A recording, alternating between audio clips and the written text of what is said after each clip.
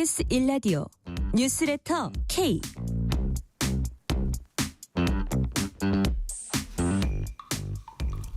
안녕하세요. 뉴스레터 K 진행하는 전종철입니다. 전국 곳곳에 호우특보가 발효된 가운데 도로와 농경지 침수 피해가 이어지고 있습니다. 첫 순서로 김승배 KBS 재난방송 전문위원 연결해서 집중 호우 원인과 주말 날씨까지 점검해 봅니다. 정은경 보건복지부 장관 후보자 인사청문회가 열렸습니다. 질병관리청장 재직 당시 남편의 코로나 수혜 주식 보유 논란과 관련해서 국민의힘은 이해 충돌이라고 지적했고, 정 후보자는 주정회사였던 해당 회사가 손세정제로 사업을 확장한 건 당시 파악하지 못했다고 해명했습니다. 김건희 특검과 순직 해병 특검이 국민의힘 권성동, 이철규 의원 사무실을 각각 압수수색했습니다. 혁신이 뒷걸음질 치는 국민의힘은 전한길 씨 입당 문제로 또다시 논란에 휩싸였습니다. 정치 토크 코너에서 정치 현안을 분석해봅니다. 주말의 문화 코너에선 이종임 요리 연구가와 함께 여름철 보양식 맛있고 건강하게 먹는 법 알아봅니다. 청취율 조사 기간입니다. 02로 시작되는 전화가 오면은 뉴스레터 K라고 대답해 주시면 감사하겠습니다. 방송 중에 사연 보내주시면은 추첨을 통해서 치킨 교환권 보내드릴 테니까요. 많은 참여 부탁드립니다. 뉴스레터 K 지금부터 시작합니다. 뉴스의 진수를 보여주는 인터뷰. 뉴 진수. 지난 16일부터 전국 각지에 폭우가 쏟아지고 있습니다. 도로와 농경지 침수가 잇따랐고 희생자도 이어지고 있습니다. 이번 비가 언제까지 얼마나 더 내릴지 주의할 점은 무엇인지 김승배 KBS 재난방송 전문위원과 전화로 얘기 나눠봅니다. 김승배 위원님 안녕하세요. 네, 안녕하십니까? 네, 어제 중앙재난안전대책본부가 풍수의 위기경보 심각 단계를 발령하고 중대본 3단계를 가동했습니다. 네. 전국적으로 비가 얼마나 내렸는지, 또 중대본 3단계 이거는 어느 정도인 겁니까? 모든 재난과 관련된 그 경보 체계가 네. 4단계로 이루어졌습니다. 네네. 관심, 주의, 경계, 심각. 네. 그러니까 최고 단계의 주의를 요한다, 이런 것 대비해야 된다, 이런 의미죠. 네. 그래서 최고의 그 경보가 발효가 되어 있고요. 네. 지금 전국적으로 그 1년에 우리나라 강수량이 1200에서 1400mm 정도 되는데, 네. 지난 16일부터 물론 우리 비가 온 건 13, 14, 15 왔는데 또 다른 어떤 기상학적인 원인으로 내렸고, 이런 지금 같은 원인이 16일부터 내렸거든요. 네. 서산에서 그 17일 새벽에 불과 그 한 몇 시간 안에 500mm가 넘는 1년에 내릴 비에 네. 거의 반절이 그냥 이틀 만에 내렸거든요. 하루 만에. 자, 그래서 이제 그 많은 피해가 났고, 네. 새벽에는 충청도에서 많은 비를 뿌렸던 비구름들이 네. 오후 들어서는 남쪽으로 내려가서 또 이 전라도, 또 경상남도 이쪽에 한 300mm가 넘는 그래요? 또 많은 비를 내렸거든요. 그래서 하여튼 그런 기상학적인 원인이 우리나라 동쪽에 북태평양 고기압이 딱 담벼락처럼 버티고 있으면서 계속해서 좁은 지역에 네. 많은 비를 뿌렸습니다. 네. 뭐 인명 피해도 있고 또 이제 뭐 네. 물리적인 어떤 다른 피해도 있고, 이번 피해가 가장 심각한 지역은 어디라고 보세요? 그 지금 가 4명이 났는데, 네. 그 사망자, 실종자 2명, 이런 인명 피해 났거든요. 네네. 그 이재민이 5,661명의 이재민이 발생을 했는데, 가장 심각한 곳들이 역시 많은 비가 오는 곳입니다. 네. 충청도 지역, 그다음에 전라도 지역에서 특히 많은 그 경상남도 지역까지. 네. 그래서 전체적으로 비가 뭐 500mm 넘는 그런 비가 내린 지역에서는 이 정도 많은 비가 내리면 이제 강이 넘치고 무너지고 이럴 수밖에 없는데, 네. 지금 그런 현상들이 그 충청도와 전라도, 경상도 일부 지역에서 나타나고 있습니다. 네. 자, 이제 폭우로 이제 하천이 범람해서 그러다 보면 이제 침수 피해가 발생을 하는데요. 침수 피해 이런 거 어떻게 대비하는 게 좋습니까? 자, 이렇게 많은 비가 그러니까 하늘에서 내린 비를 배수 빼주지 못하기 때문에 이제 침수 피해가 나거든요. 예. 자, 이거에 대한 대비는 그런 침수되지 않도록, 그러니까 물 빠짐이 잘 되도록 이제 장마철 되기 전에 뭐 여러 번 강조를 했는데, 네. 그럼에도 불구하고 이렇게 많은 비가 한꺼번에 내리게 되면 빠지지 못하기 때문에 침수가 날 수밖에 없는데요. 자, 피해 대비하려면 물 빠짐이 잘 되도록 항상 애초에 시공 단계에서부터 한꺼번에 많은 비가 왔을 때 어떻게 이게 물이 잘 빠지게 할 건지를 처음부터 잘 네. 해야 되겠고, 이미 이제 장마철 되기 전에는 하수구, 오수관, 배수구 점검하라고 막 여러 번 강조를 했잖아요. 네. 그런 대비를 할 수밖에 없습니다. 또 이제 조심해야 될 게 산사태입니다. 현재 제주 제외한 전국이 산사태 위기경보 네. 경계 단계로 이제 격상이 돼 있는데요. 네. 이런 위험 지역에서는 우리가 어떻게 대응하고 대비하고 또 조심을 해야 될까요? 그렇습니다. 산사태가 날 수 있는 지역은 인간이 손을 대는 곳. 네. 그러니까 태양 발전기를 설치하기 위해서 산을 훼손했다거나 인도를 얘기해서 산을 깎았다거나 네. 전원주택을 짓기 위해서 산을 깎았다거나 뭐 이런 지역들이 위험하거든요. 네. 그래서 어떤 팠던 곳들이 위험한데, 그런 지역에 있는 분들은 이렇게 많은 비가 와서, 특히 지금까지 많은 비가 내렸고 오늘 밤과 내일 새벽에 또 고비가 특히 남부 지방이 될 것 같거든요. 왜냐하면 200에서 300mm 정도가 더 이제 올 수 있거든요. 그래서 지금 기반이 매우 약해져 있는 상태입니다. 거의 전국에. 네. 스펀지로 말하면 물을 가득 머금고 있는 상태인데, 거기에 조금만이라도 비가 더 오면 이제 무너질 수가 있는데, 그래서 그런 그 산사태 발생 가능성이 금방 아까 언급한 어떤 손을 대는 곳들, 이런 곳들에서는 오늘 밤에 네. 그 인근에 있는 분들은 오늘 하루 정도는 어디 그 지인이나 친척 집에 가서 하루를 보내는 게 산사태로 인해서 어떤 소중한 목숨을 지키는 그 방법이라고 생각을 합니다. 네. 하나도 안전, 둘도 안전, 셋도 안전입니다. 네. 6월 말에 예고됐던 장마는 생각보다 이거 이렇게 빨리 큰 피해 없이 지나가지 이런 생각하는 사람들이 있었어요. 더 이상 한국에 장마는 없다 뭐 이런 말을 하는 분들도 있었는데, 네. 그런데 마치 하늘이 뻥 뚫린 것처럼 이렇게 네. 갑자기 비가 많이 내리는 원인 뭡니까? 우리나라 전형적인 여름철 강수 특징인데요. 네. 제 기억에 제 기상청 있을 때 1998년 7월 31일 네. 아침 조간 신문에 네. 장마 끝났다 일면 톱으로 보도했거든요. 이미 그날- 그때요? 그날 예. 저녁 지리산에서 폭우가 와서 한 103명의 목숨을 잃었습니다. 100명 넘는요? 네, 그렇습니다. 와, 그래서 기록적인. 그때만 해도 그런 계곡에 야영을 할 수 있는 그런 시절이었거든요. 네. 지금 그 사고 이후, 지금은 이제 절대 그 법적으로 안 되는 문제인데, 네. 자, 이렇게 아까 왜 그랬냐 그랬는데, 우리나라의 여름철 강수 특징이 그렇습니다. 네. 그동안 지난주만 해도 폭염 속에 있었거든요. 네.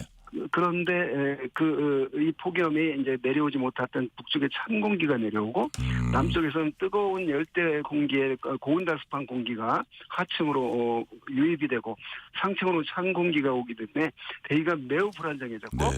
이게 그 동쪽 담벼락 같은 북태평양 고기압 세력에 막혀서 계속해서 지금 16, 17, 18 오늘 밤과 내일까지 나흘 정도 계속 이어지는 상태거든요. 네. 그래서 지금 더 많은 비가 내리고 있고, 여기에 오늘 밤 이제 더해질 가능성이 있는 그런 상황입니다. 네. 자, 내일 19일까지도 전국 어디든 이제 그 비가 쏟아질 수 있다. 네. 끝까지 이제 그 긴장의 끈을 놓지 말라고 하셨는데, 네. 이렇다면 우리가 주말 호우 피해 이제 이걸 줄이고 좀 안전을 더 담보하기 위해서는 어떤 대비를 하면 좋을까요? 지금 거의 전국적으로 많은 비가, 저 강원도 동쪽 빼고는 많은 비가 내렸거든요. 네네. 그래서 지반이 약해진 상태에서 오늘 밤 이제 비를 맞이하는 거기 때문에, 네.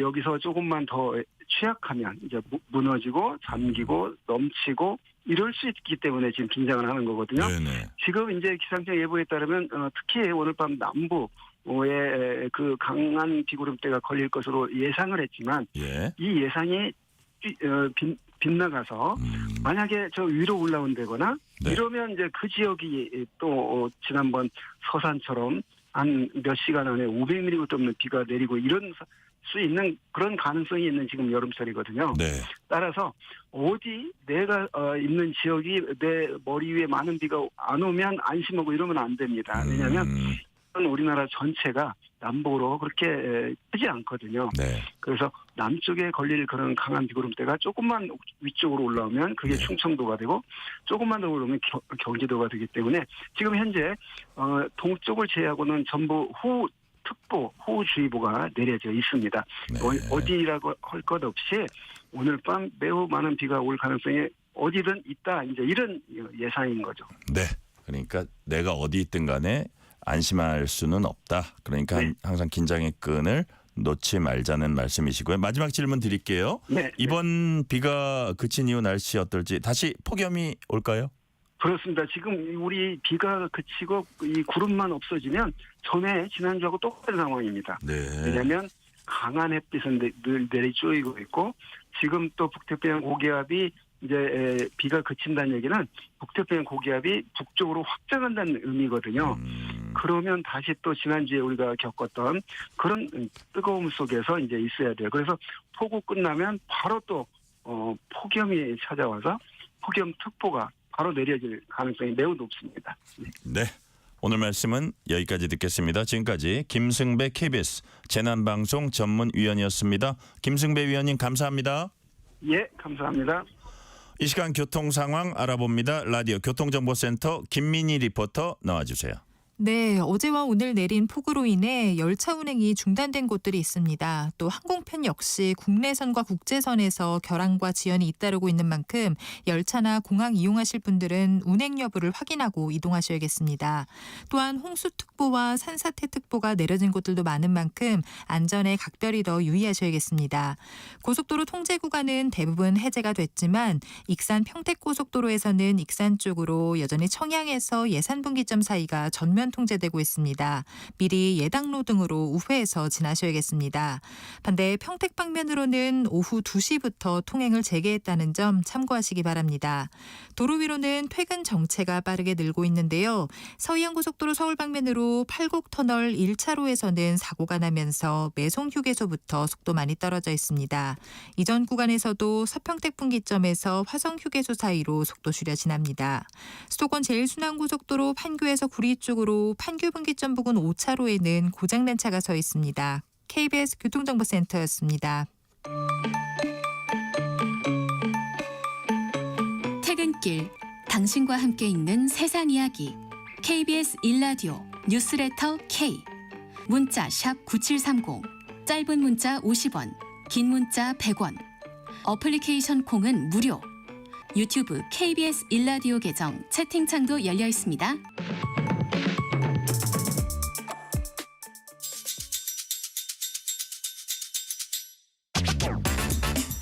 뉴스레터 K 정치 토크 조기현 민주당 법률위 부위원장 정광재 국민의힘 대변인 나오셨습니다. 어서 오세요. 네, 안녕하세요. 자, 먼저 우리는 그 인사청문회 얘기해보죠. 오늘 윤호중 행안부 장관 후보자, 정은경 복지부 장관 후보자 인사청문회 열렸습니다. 자, 이게 논란된 거는 조금 이따가 하고요. 정은경 후보자 국립대병원 업무 보건복지부로 이관해서 지역 내 공공 필수 의료 컨트롤타워 육성하겠다. 기초생활보장제도 강화, 돌봄 통합지원 서비스 전국 확대, 의료 인력 추계위 도입해서 적정 인력 규모 과학적 추계하겠다.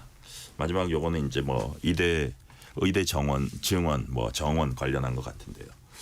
자, 조기현 부위원장님 어떤 점을 가장 주목해서 보셨어요? 뭐 저는 그 국립대 교육부 이관 네. 이분 눈에 띄었습니다. 이게 지금 국립대 복지병원, 예, 복지부 이관. 보건복지부로 예, 이관. 그러니까 저도 상식적으로 잘 모르는 문제 이게 국립대병원이 국립대라는 이유로 해가지고 사실 교육부가 감독 기관을 지금까지 해왔죠. 근데 네. 사실 보건의료 체계에 들어와 있고 특히 지방 거점 국립대 병원 같은 경우에 지역에서 가장 중요한 3차 의료기관 아닙니까? 그러니까 이 보건복지부에서 의료 체계 안으로 흡수를 해서 보건의료 관점에서 접근하는 게 당연한 건데 이제 지금까지 안 돼 왔죠. 아마 이게 교육부에서 보건복지부로 넘어오면 필수 의료 패키지 이런 부분을 실현하는 구체적인 어떤 거점이 될 수도 있고 그래서 근본적으로 의료 보건 전달 체계의 변화를 만들 수 있는 이 방침이어서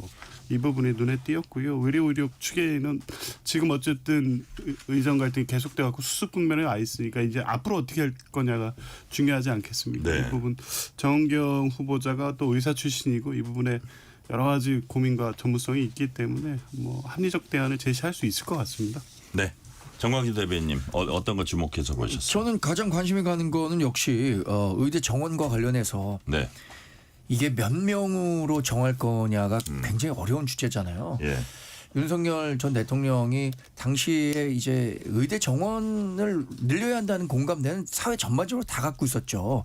근데 그것을 몇 명으로 늘려야 하는가에 있어서 다소 일방적으로 비칠 수 있는 2,000명 고집하다가 총선에서도 패배했고 그 이후에도 계속해서 의료 현장과 갈등을 벌여왔었는데 네. 지금 전공의들이 일단 돌아온다는 거 아닙니까? 또 학생들도 학업으로 복귀해서 일정 정도 이제 해결의 실마리를 찾았다고 생각하는데 여기서 근데 저는 우리 정부가 지나치게 또 의료진의 압박에 의해서 물러나는 듯한 모습을 보이면 우리나라 의료 문제는 계속 풀 수 없는 겁니다.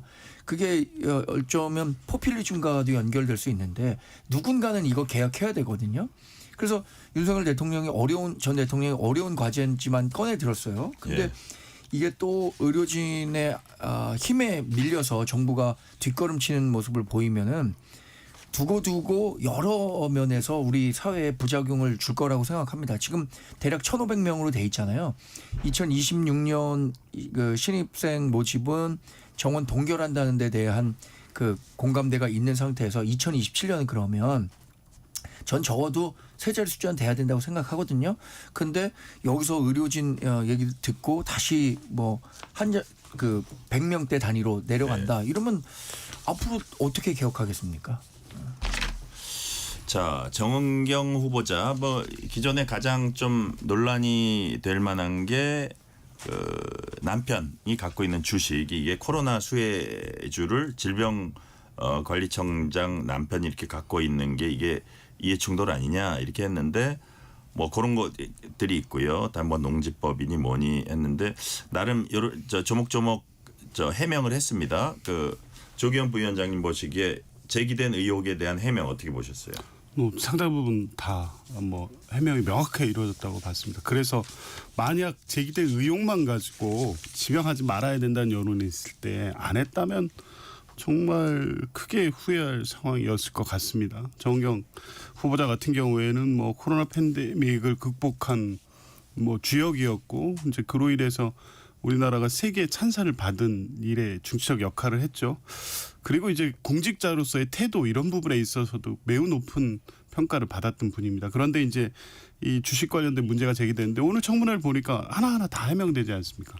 그 핵심은 코로나 수혜주를 남편이 보유하고 질병관리본부장 질병관리청장으로 있으면서 그 이익 실현을 하는데 공직이 이용된 게 아니냐 이거였는데 뭐 핵심적으로 마스크 등 관련 주식은 이미 코로나 첫 환자 발생 이전에 전부 매각돼서 아무 관련이 없다는 게 확인됐고 창해 에탄올 같은 경우에는 최초 신고 때는 직무 관련성 심사를 받아서 문제 없음 판단을 받았고 이후에 이제 창해 에탄올이 코로나 관련 사업을 2020년인가 하는데 이제 그때 그 상황을 인지 못해서 다시 심사 청구하지 않은 이 부분은 좀 제대로 살피지 못한 부분은 있었지만 이것을 코로나 수혜주로 관리하면서 계속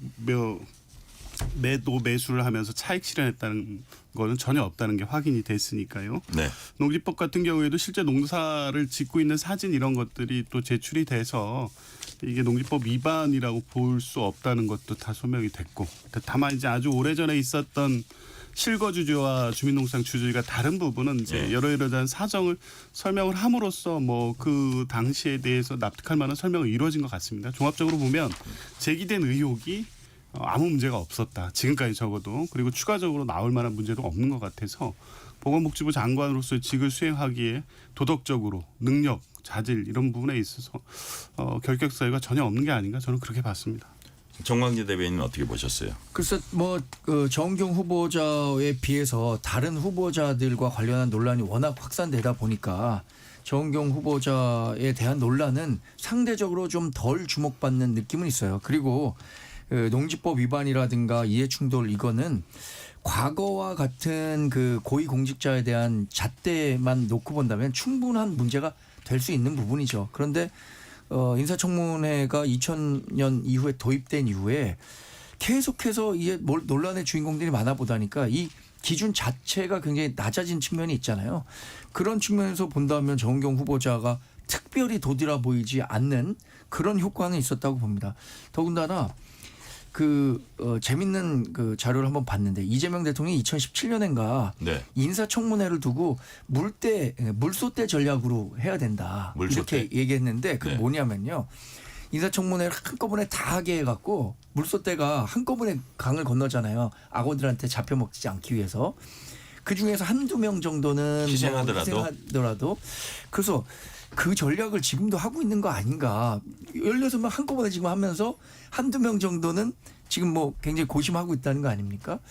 그런 전략도 일정 부분 좀 먹혔나라는 생각이 들 정도로 다른 두 후보들 그러니까 강선우 후보자나 이진숙 후보자 이 두 분의 문제가 워낙 부각되다 보니까 다른 후보자들은 상대적으로 좀 편하게 인사청문회 가는 형국이 아닌가 생각이 듭니다. 네. 인사권자가 근데 인사를 할 때 이 중에 한두 명은 날릴 수도 있겠다 이렇게 생각하고 인사를 하겠습니까? 이제 인사 검증 과정에서 확인 못했던 문제가 불거지면서 이제 국민적 시각에서 그냥 임명을 강행해도 될지에 대한 고민이 새롭게 생긴 거지. 아예 전략적으로 그렇게 누군가는 한두 명은 버릴 각오로 한 번에 밀어붙였다 이렇게 보지는 않습니다. 윤호중 행안부 장관 후보자 젊은 시절 음주운전에 대해 사과한다 이런 얘기를 했고요. 그다음에 이제 대학 시절 이제 프락치라고 하죠. 민간인 정보원 대학 안에 들어와서 학생 같은 걸로 학생 혹은 교직원으로 이게 가장을 하고 그래서 그런 걸로 의심되는 4명을 감금 폭행한 혐의로 이제 처벌을 받았는데 자 판결문에 보면 거기 나온 D 씨가 있습니다. 주먹으로 가슴을 치고 이런 게 나오는데 후보자 측은 그 주위에 있던 사람들이 착각해서 어떻게 진술이 잘못된 자신은 오히려 수습하려고 했지 폭행하지 않았다. 이렇게 해명했습니다. 자, 정광희 대변인 어떻게 보셨어요? 우리가 이제 민주화 운동을 했다는 것에 대해서 상당히 좀 관대한 기준을 갖고 있는 것 같아요. 이런 게 굉장히 큰 문제가 될 수 있는 거죠. 공직자로서 과거에 그 자신이 추구하고자 하는 목적이 정당했다고 하더라도 그 목적을 달성하는 과정에서 선량한 피해자가 발생할 수 있고 정당하지 못한 이유로 폭력이 행사됐다면 굉장한 흠결 사유인데 근데 윤호중 행안부 장관 후보자는 이미 국회의원도 5선이나 했잖아요. 그러면서 일정 정도 이게 좀 희석이 됐다 그래야 될까요? 그래서 지금 문제가 좀 덜 되는 것 같아요. 음주운전과 관련해서는 젊었을 때 잘못했다라고 하는 거니까 그것과 관련해서 이게 후보자로서 완전히 낙마 사유다라고 무리해서 주장할 수는 없겠죠, 저희가. 네. 자, 어쨌든 학생 운동하고 이것도 젊은 시절의 일이었습니다. 이 부분은 어떻게 보세요? 우리 조기현 부위원장님.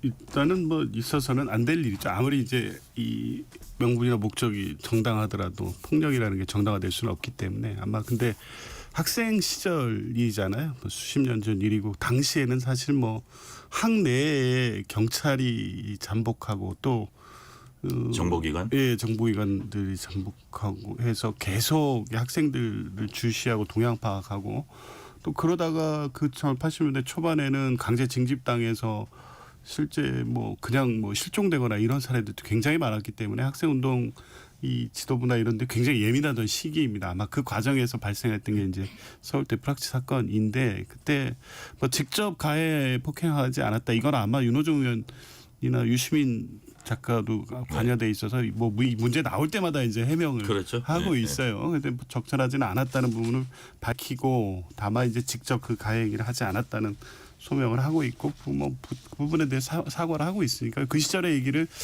이미 이 5선 국회의원까지 지낸 지금 시점에서 장관의 적격 여부까지 연결시키는 것은 좀 과하다고 보여지고 뭐 음주운전이나 다른 이렇게 본인 개인의 어떤 문제로 한 부분에 대해서 사과하고 가야죠. 뭐 중요한 거는 이제 행안부 장관으로서 현재 그리고 5선의 국회의원을 하면서 행안부 장관직을 천지점에 수행할 수 있는 자질이나 능력 이런 네. 부분을 좀 살펴보고 있는 것 같습니다. 오늘. 네. 자, 국민의힘은 새 정부 첫 내각 인사는 인사 참사다 이렇게 주장을 하고 대통령 면담 거듭 요구하고 있는데요. 그러면서도 또 대승적으로 협조하겠다 이런 얘기도 했습니다. 송원석 국민의힘 원내대표 목소리 들어보시겠습니다. 오늘 다시 한번 대통령께 요구합니다. 고장난 인사검증 시스템 문제와 부적격 후보자 문제 정리를 위해 조속한 대통령 면담을 요구합니다. 설령 대통령이 야당과의 소통을 거부하더라도 우리 국민의힘은 국익을 위해서 협조할 것은 대성적으로 협조하겠습니다. 미국의 상호 관세 시행이 2주도 채 남지 않은 급박한 상황인 만큼 기재부, 외교부, 산자부 장관의 청문 보고서는 조기에 채택하여 즉시 관세 협상에 투입될 수 있도록 협조하겠습니다.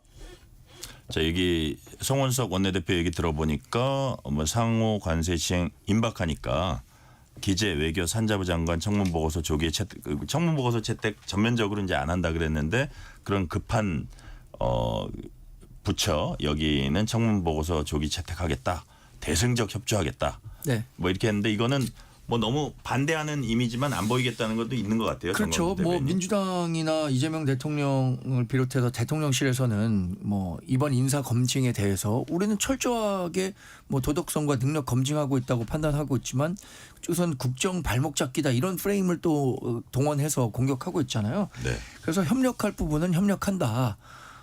그런 측면에서 우리 지금 정부가 가장 먼저 해결해야 될 부분이 예. 경제 문제잖아요. 특히 미국과의 관세 협상 이런 거 관련 부처 장관들에 대해서는 인사청문을 채택해 주는 거고 상대적으로 지금 기재부, 외교부, 산자부 장관 뭐 조현 외교부 장관 후보자는 여러 네. 논란이 좀 있기도 했지만 다른 후보들에 비해서는 상대적으로 조금 더 논란의 정도가 적었기 때문에 협력할 부분은 협력하고 그렇지 못하고 우리가 선택과 집중을 통해서 적극적으로 공략해야 될 우리 6명 후보 무자격 육적이라고 했잖아요. 그 후보들에 집중하겠다는 전략입니다. 자, 그래서 이 질문은 이제 조기현 부위원장께 드리는데 지금 뭐 사람들이 제일 많이 거론하는 분들이 이진수 교육장관 후보자하고 강선우 여가부 장관 후보자인 것 같은데 이런 일들이 지금 벌어지고 있어요. 그 민주당 강성 지지층이 온라인상에서 강선우 후보자 사퇴를 촉구한 민주진 보좌진 협의회 민보협의죠. 여기를 뭐 강력히 비난하고 뭐 압박한다 그럴까요? 이른바 뭐 신상털기도 일부 있다고 하는데 이런 게 한 축이 있고요. 그 유력 당권 주자 정청래 의원이 곧 장관 강선우 의원은 정말 좋은 엄마고 훌륭한 국회의원이다. 좋을 때만 같이 하는 게 아니라 힘들 때 같이 해야 동지다. 힘내라 응원했습니다. 이게 힘을 실어줬어요. 그래서 야 이게 과연 뭐 물론 최종 결정이야 뭐 대통령실 인사권자가 하는 거긴 하지만 이런 움직임이랄까 정청래 의원의 어떤 강선우 의원 힘드니까 이게 응원 메시지랄까 이런 전반적인 상황은 어떻게 보세요? 당내 의견이 그렇게 갈릴 수밖에 없죠. 그 뭐 일단 문제가 없진 않지만 그렇다고 첫 내각 그것도 인수위도 없이 해서 검증 통해서 올라와서 대기된 이 문제 정도가 과연 장관 후보자 자격이 없을 정도의 결격 사유냐 그렇지 않다고 보는 시각도 있고 그 정도까지 아님에도 불구하고 여기서 밀리면 이 공백이 계속 생길 텐데 이런 방식으로 국정하는 것은 이재명 정부의 성공을 위해서도 바람직하지 않다 이렇게 보는 거죠. 그러니까 그냥 강행해야 된다. 강행하고 감당하고 부족한 부분은 직무를 통해서 다시 국민들에게 검증받으면 된다라는 시각이 있는데요. 아마 그때 뭐 대통령께서는 그런 당내 여론이 있다는 것도 충분히 고려할 텐데 가장 우선적으로는 국민들 눈높이 아니겠습니까? 네. 예. 1차 검증을 뭐 대통령 시대에 했지만 그 과정에서 확인되지 않은 문제일 수 있습니다. 그러니까 그 인수위가 있을 때는 뭐 이 저기 문답서도 받고 조회도 다 해서 기본적으로 다 검증을 한 다음에 평판 조회까지 충분히 다 해서 예, 이런 예. 문제까지 걸러질 수 있었을 텐데 아마 그 부분에 좀 문제가 생겼던 것 같은데 그 뒤에 이제 확인되고 있는 문제 인사청문회 이후에 소명에 대한 또 국민적 여론 이런 거 다 볼 수밖에 없죠. 무조건 밀어붙인다는 거는 쉽지가 않은 거고요. 아마 대통령은 국민적 눈높이에서 판단을 하실 거로 보고 네. 예, 당 안에서의 그런 여론에도 불구하고 결국 결단은 대통령의 몫이다 이렇게 봅니다. 정광희 대변인. 예. 일단 이 상황에서 정말 문제가 되는 건 중요한 건 국민 눈높이인데 네. 이제 결단을 내리거나 결정을 할 때 뭐 한두 분을 이렇게 좀 낙마시키는 게 초기 국정 부담을 더는 건지 예. 아니면 여기서 이거는 밀리는 거다 이 인식의 문제고 판단의 문제인 것 같아요. 어떻게 네. 보세요? 지금 이재명 대통령의 국정 지지율이 굉장히 높습니다. 그런데 여기서 자신이 조금 잘못한 부분에 대해서 인사 철회를 한다거나 낙마가 있다고 해서 이 인사가 완전히 잘못됐고 이재명 대통령이 국정이 완전히 잘 못하고 있다라고 판단할 분들은 저는 그렇게 많지는 않을 것 같아요. 정청래 의원이 강선우 의원에 대해서 좋은 엄마 좋은 동료 의원이다라고 이렇게 평가를 하잖아요. 네. 좋은 엄마 좋은 동료 의원이었을 수는 있다고 생각합니다. 저는 수평적 관계에 있었던 사람과 수직적 관계에서 일했던 사람과의 평가는 완전히 다를 수 있거든요. 지금 문제가 되는 것은 수직적 상하관계에서 일했던 보좌진들과의 관계를 지적하고 있는 거잖아요. 그리고 또 그걸 해명하는 과정에서 나왔던 강선호 후보자의 거짓말 논란. 이게 여성가족부 장관으로서 그 결격 사유가 되느냐 안 되느냐를 평가하는데 그 정청래 의원은 본인의 편이기 때문에 그러니까 민주당 소속 의원이기 때문에 이렇게 감싸고만 돌면은 그게 오히려 저는 그 본인이 그렇게 성공하기를 원하는 이재명 대통령에게는 불충에 해당한다고 생각합니다. 오히려 잘 못하고 있는 부분에 대해서 조언을 해주는 게 진짜 충신이지 같은 편이라고 과거에 자신들이 가졌던 날카로운 검증의 잣대를 다 걷어들이고 한없이 이 관대한 이런 모습을 보면서 민주당이 집권하면 뭔가 달라질 것이다라고 기대했던 많은 사람들이 이재명 대통령 뽑았을 거 아닙니까? 근데 그런 것에 전혀 부합하지 않다고 보기 때문에 저는 지금 문제가 되는 분들은 사실은 이재명 대통령이 임명 철회를 하기 전에 본인들이 거취를 결정하는 게 가장 맞죠. 저는 이번 주말에 두 사람의 거취 결정이 있을 가능성이 여전히 크다고 생각합니다. 이재명 대통령의 어떤 임명 철회가 있기 전에. 오늘 기사를 보니까 경찰이 수사에 착수했다는데 그 병원 갑질 의혹 있잖아요. 그래서 그런 것들이 만약에 이후에라도 나오면 만약에 임명을 한다고 해도 뭐 그런 생각도 언뜻 드는데 여하튼 종합적으로 대통령실에서 판단할 것 같고요. 오늘 오후 5시 30분 기에서 제주 서부 지역에 호우경보가 발효됐습니다. 일단 그거부터 먼저 한번 하고 갈게요. 오늘 김건희 그리고 김건희 특검, 해병대 특검이 국민의힘 권성동 의원, 국민의힘 이철규 의원 사무실 자택 등 압수수색했습니다. 자, 이철규 의원은 그 전화 한 통화 있는 거 갖고 참 뭐 이렇게까지 한다고 아까 언뜻 얘기하는 게 나오던데 어쨌든 송원석 원내대표는 세계 특검이 마치 민주당 또는 이재명 정권 직할이 새로운 검찰 운영하는 식으로 비친다. 특검의 무차별 압수수색에 국회가 협조하고 있다. 우원식 국회의장에게도 항의를 했다는데 여기에 대해서 조기현 부위원장님 어떻게 보세요? 특검은 이 법적으로 독립돼서 지금 수사를 하고 있는 거잖아요. 민주당하고 그 조국혁신당이 추천을 했지만 네. 수사에 관여하거나 어떤 입장을 반영할 수 있는 구조가 아닙니다. 그냥 그리고 또 조우석 특검, 민중희 특검, 이명현 특검이 물론 민주당이나 조국혁신당의 선택을 받긴 했지만 당하고 무슨 관련이 있습니까? 조은석 특검은 전형적인 그냥 검사고요. 더군다나 특수통입니다. 윤석열 대통령과는 경쟁 관계이긴 했지만 그냥 검찰에서 성장했고 검찰로서 마무리한 그냥 수사 잘하는 검사고 이 사건에 문제가 있고 혐의가 있고 관련 증거를 수집할 필요가 있으니까 그 맞춰 수사하는 거죠. 특히 뭐 이 민중희 특검 오늘 그 압수수색 같은 것도 오늘 이 권성동 대표와 관련된 그 주거지라 사무실만 압수수색한 게 아니라 통일교까지 같이 간 겁니다. 이게 권성동 대표는 전화 한 통의 문제라고 했지만 여러 단계 여러 경로로 통일교의 현안을 해결해 죽은 로비 창구가 아니었냐는 문제제기가 계속 나오고 있었고 그 단적인 사례가 이제 전화 통화 뭐 이런 거잖아요. 이제 그걸 확인하기 위해서 통일교 본부가 있는 곳과 관련해서 그 의혹이 같이 제기된 권선동 의원 관련된 증거 수집을 위해서 압수수색은 특검 판단했을 때 당연히 증거를 수집해야 되고 판단한 거죠. 뭐 이철규 의원 관련해서도 그렇고요. 그러니까 특검은 법과 원칙에 따라 수사를 하고 있는 것이다. 혐의가 없으면 수사 대상도 안 될 거고 수사 대상이 됐다고 하더라도 관련된 증거에 의해서 혐의 사실이 소명이 안 되고 입증이 안 되면 기소 네. 못 합니다. 그냥 수사에 협조해야죠. 그게 당연한 태도라고 봅니다. 네.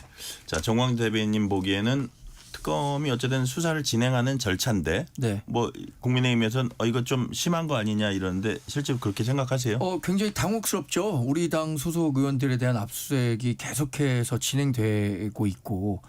그런데 지난 2017년에 적폐 수사 과정에서도 우리가 경험했었던 것처럼 특검이 정말 그 북치고 장구치고 굉장히 요란하게 수사를 합니다. 그런데 실제로 4, 5년 뭐 6, 7년 지나서 특검이 당시에 기소를 했던 것들이 어떤 결론이 났느냐. 지금 적폐 수사 관련해서도 뭐 굉장히 그 여러 건의 경우에는 애초에 무리하게 그 기소가 이루어졌다라는 평가를 사후적으로 받게 되잖아요. 당시에 뭐 사법부 거래 의혹과 관련해서 양승태 대법원장, 이번에 가장 최근에 결론이 난 삼성 그 분식회계 이런 문제들은 당시에는 정말 그 특검이 모든 여론을 동원해서 특검의 수사의 정당성을 강조했지만 실제 기소하고 재판 과정에서 무죄가 된 경우도 많기 때문에 지금도 저는 굉장히 좀 무리하게 수사가 확대되고 있다라는 측면은 경계하고 있습니다. 그렇지 않도록 우리가 계속 관심 갖고 지켜봐야겠죠. 네. 주제를 바꿔볼게요. 재구속 중인 윤석열 전 대통령, 부정선거론자로 알려진 미국 국무부 출신 모스탄 교수에게 옥중 편지를 썼고 이를 변호사들이 공개했습니다. 이제 접견을 하려다가 이제 특검이 못하게 해가지고 이제 못했던 그 교수가 바로 모스탄 교수인데 이에 대한 김병기 원내대표의 얘기 들어보시겠습니다.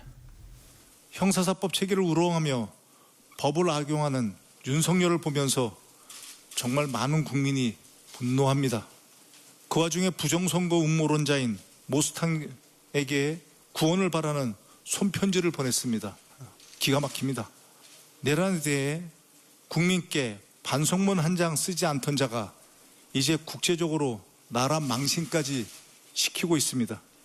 뻔뻔하다, 마지막 발악이구나 하고 넘어가기엔 그 도가 너무 지나칩니다. 법을 지키지 않으면 법을 지킬 때보다 훨씬 고통이 따른다. 이거 바로 윤석열이가 한 말입니다. 내란 특검은 불법 내란으로 국민이 겪은 고통 그 이상을 윤석열이 느끼게 해줘야 합니다. 자, 조기현 부위원장님. 예. 윤 전 대통령이 왜 모스탄 교수에게 편지를 썼을까요?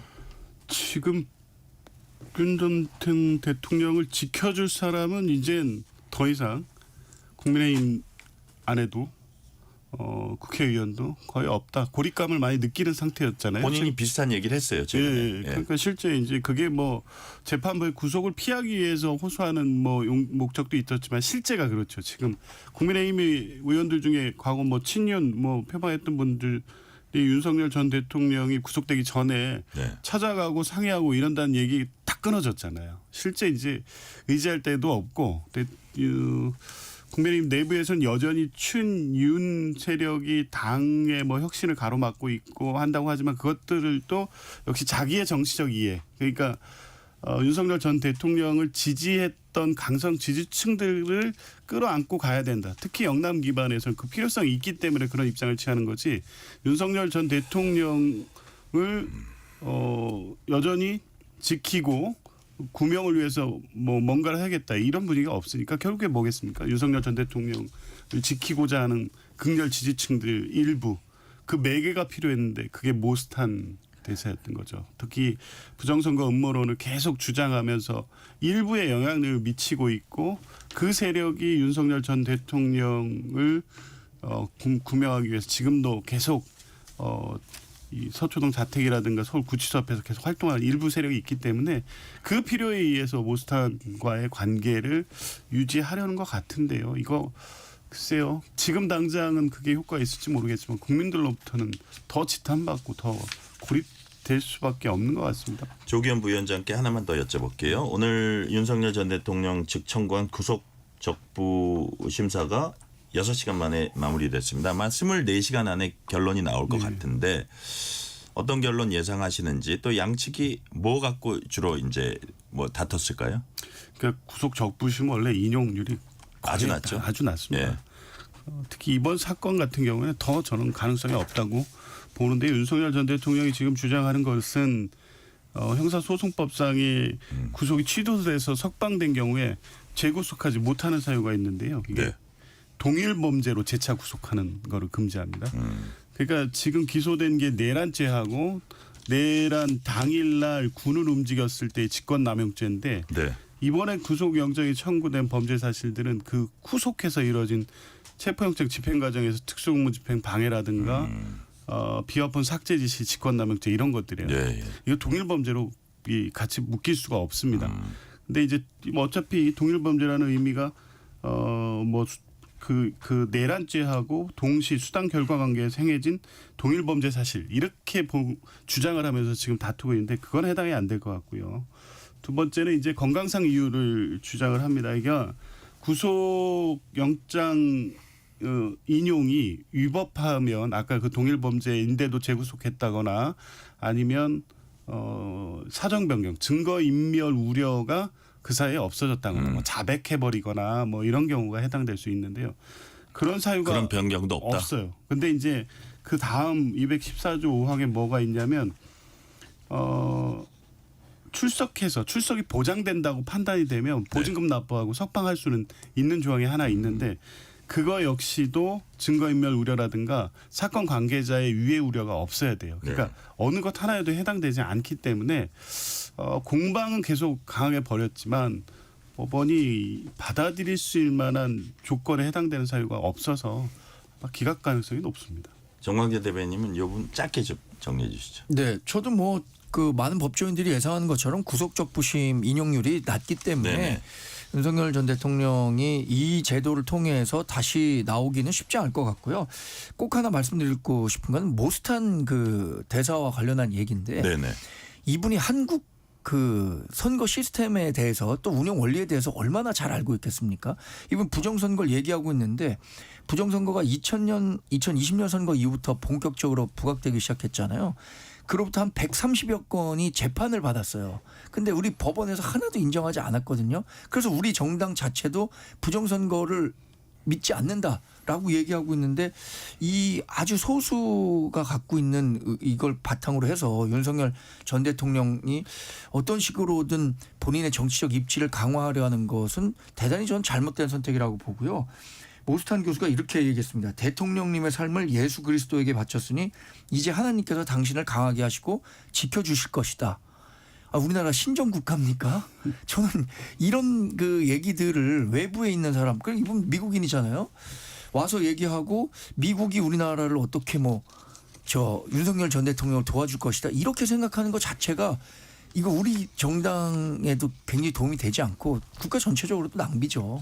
자, 엎친 데 덮친 격이라고 얘기하는 분들이 많은데 또 최근 국민의힘 모 의원 토론회에서 이제 그 부정선거 언급한 전한길 씨 입당이 뒤늦게 알려졌어요. 그래서 그거 자체 갖고도 이게 나가냐 어떠냐 이런 그 어떤 논란이 있는데 전한길 씨가 자기를 품는 자가 당대표가 된다. 윤석열 전 대통령 지키겠다. 10만 명 자신의 구독자가 같이 가입한다. 전당대회에 힘을 미칠 것. 최고위원 출마할까요? 그거 검토하고 뭐 좀 생각 좀 해보고. 자, 우리 정광재 대변인. 네. 어떻게 판단하십니까 이 상황? 우리 당의 지난 그 대선 경선 과정에서 투표권을 가진 분이 77만 명이었습니다. 네. 근데 지금 본인이 10만 명이 같이 가입됐다고 하면 벌써 당이 난리가 났을 거예요. 조직국에서. 네네. 야, 우리 당원이 대선 과정에서 아니면 대선 끝난 다음에 이 당원이 10만 명이나 증가했다 보도 자료 내고 난리 났을 텐데 제가 그 소식을 듣지 못했거든요. 네네. 그리고 저는 뭐 이 기본적으로는 뭐 큰 과장이다. 네, 네. 조직화된 소수의 목소리가 굉장히 크죠. 네. 그러나 그 목소리가 클 뿐이지 실제로 영향력이 투표로 연결된 경우는 크지 않았습니다. 지난 2024년 선거에 자유통일당이 부정선거 척결하겠다고 해서 비례대표 후보를 냈거든요. 네네. 정부에서 3% 득표를 해야 하는데 한 3%를 얻지 못했기 때문에 한 명도 원내 의석을 배출하지 못했습니다. 저는 지금 전한길 씨가 얘기하는 것은 정말로 그냥 조직화된 소수의 아우성이다. 이 정도로 평가하겠습니다. 근데 그럼에도 불구하고 조기현 부위원장님, 이분이 또 나름 유명인이고 그다음에 대선 과정 탄핵 대선 과정에서 좀 유명세를 타가지고 어쨌든 국민의힘 또 들어왔다 그러니까 국민의힘 이미지에 영향을 주는 거잖아요. 그러니까 더 뭐 악화되지 않나 이러고 걱정하는 분들도 있어요. 국민의힘 사이드에선. 당연히 그 걱정을 하는 게 정상이죠. 그러니까 전한길 씨가 이 탄핵 국면에서 관심을 받고 모든 집회에서 뭐 초청받고 해가지고 유명인처럼 행세를 했지만 그 영향력은 이제 지금으로서는 극히 제한될 수밖에 없는데 네. 국민의힘이 혁신도 안 되고 당이 어떤 갈피를 못 잡고 있는 이런 상황에 이런 망상가들이 자리를 차지하고 들어오는 겁니다. 이거 근데 단호하게 막아내지도 못해요. 그런 목소리가 나오지 않고 오히려 송원석 원내대표는 그 초청 토론에 윤상현 의원이 초청한 그 자리에 가서 또 같이 만나고 인사하지 않습니까? 이렇게 밖에서 외부적 시각에서 보면 근데 전한길 씨가 같이 가는구나. 전한길의 주장이 이제 국민의힘의 주류적 주장이 되는 건가? 이렇게 보일 수밖에 없는 거죠. 그런데 그걸 단호하게 떼어내지도 못해요. 그러면 뭐 이 주장으로 10만 명이 실제 가 있을 가능성은 없지만 네.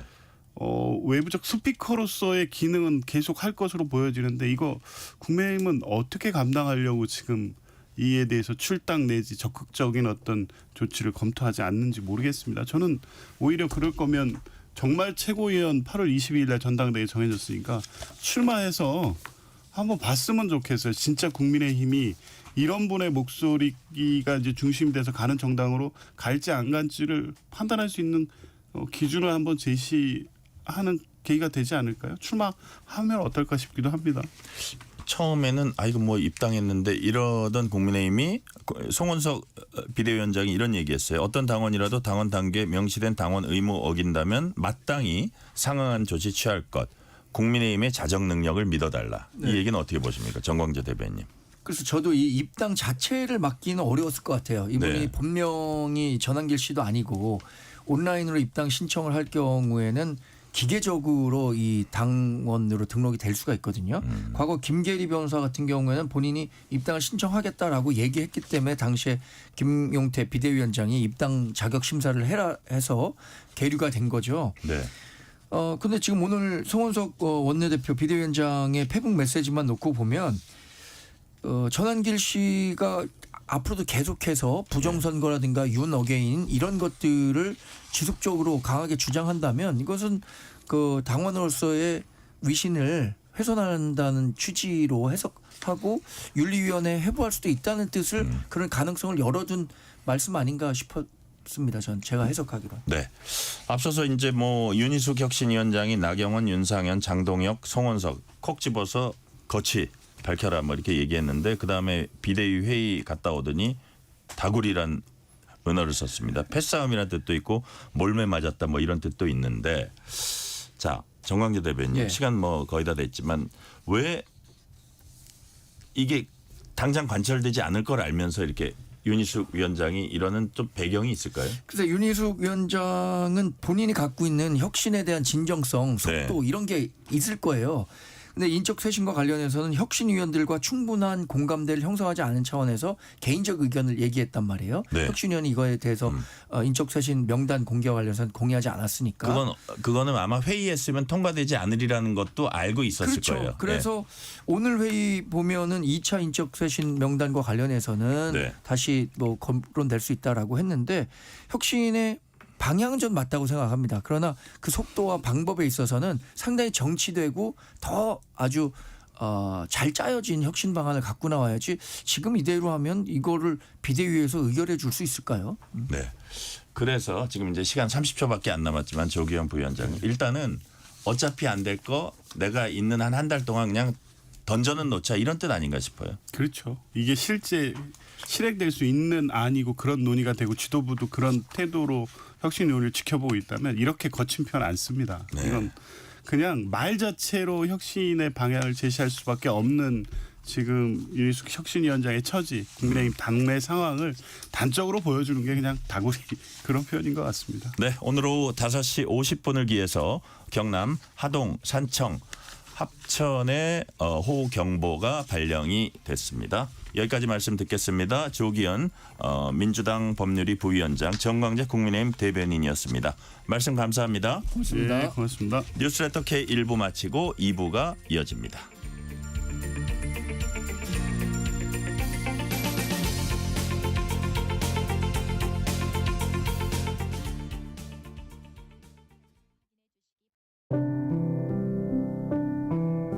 KBS 라디오 연중기획 희망충전 대한민국 647번째 이야기. 안녕하세요. 아나운서 유지원입니다. 오늘도 아진이의 책상 조명은 밤늦도록 꺼질 줄을 모릅니다. 엄마를 위한 가장 큰 선물은 열심히 공부하는 것뿐이라고 믿는 아진이. 간경화 말기, 자가 면역 질환을 앓고 있는 엄마는 오랜 투병 끝에 결국 시한부 판정을 받았습니다. 얼마 남지 않은 엄마와의 시간. 아파하는 모습 대신 행복을 선물하고 싶었던 아진이는 얼마 전 모의고사 전교 2등의 성적표를 엄마에게 선물했는데요. 기특한 딸의 모습에 엄마의 눈시울은 또 한 번 붉어졌습니다. 사랑하는 두 딸을 볼 때마다 하루하루가 초조한 엄마. 부디 서로를 의지하며 세상을 잘 살아나가길 기도하고 또 기도할 뿐입니다. 오늘도 손을 꼭 잡고 잠이 든 세 사람. 아진이와 동생이 시련을 이겨내고 단단하게 잘 성장할 수 있도록 여러분의 격려와 사랑을 보내주세요. 여러분의 따뜻한 손길이 희망의 빛이 됩니다. ARS 060-700-1580 060-700-1580 한 통화 3,000원으로 희망을 선물해 주세요.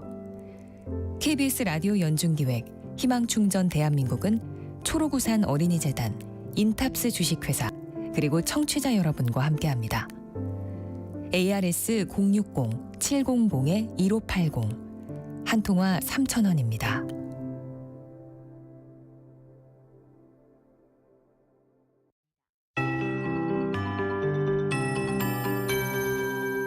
KBS 58분 날씨. 현재 경기 서해안과 경기 남부, 충청과 남부지방, 제주 곳곳에 호우특보가 내려진 곳이 많습니다. 호우경보가 발효 중인 전남과 제주 그리고 경남 일부에는 아주 매서운 비가 지나고 있는데 시간당 20에서 70mm의 극한 호우가 지나는 곳이 있고요. 또 그 밖에 남부지방과 충청권 남부 시간당 10에서 40mm의 비가 내리고 있습니다. 내일까지 충남과 남부지방 제주에 시간당 30에서 80mm의 아주 강한 비가 오고 오늘 저녁부터는 그 밖에 중부지방으로도 강한 비가 예상됩니다. 내일까지 강우량 수도권, 강원권, 제주 30에서 80, 많은 곳 120mm 이상, 충청권이 50에서 150, 많은 곳 200mm 이상이고 남부지방이 50에서 300mm, 특히 광주, 전남 최고 400mm 이상, 부산, 울산, 경남 많은 곳도 300mm 이상의 비가 예상됩니다. 내일 밤에 남부지방과 제주의 비가 그치고 중부지방은 모레 일요일 아침까지 이어지는 곳도 있겠습니다. 주말인 내일 아침은 서울이 25도 등 전국이 22도에서 25도로 출발해 내일 낮 기온 서울, 세종, 부산 29도, 광주 30, 대구 31, 강릉, 제주 32도 등으로 무덥겠습니다. 일요일부터는 비가 그치면서 당분간은 무더위와 열대야가 밤낮으로 이어지겠습니다. 현재 서울 기온은 27도입니다. 최영우였습니다.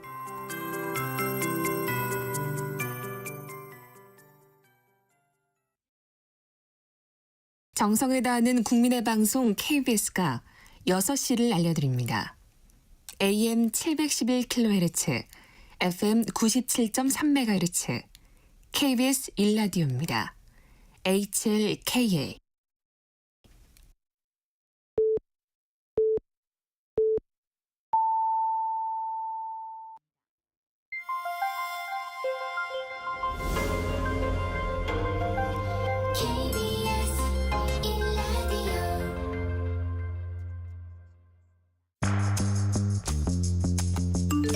여러분은 지금 퇴근길 시사편지 한 장 KBS 일라디오 뉴스레터 K를 듣고 계십니다.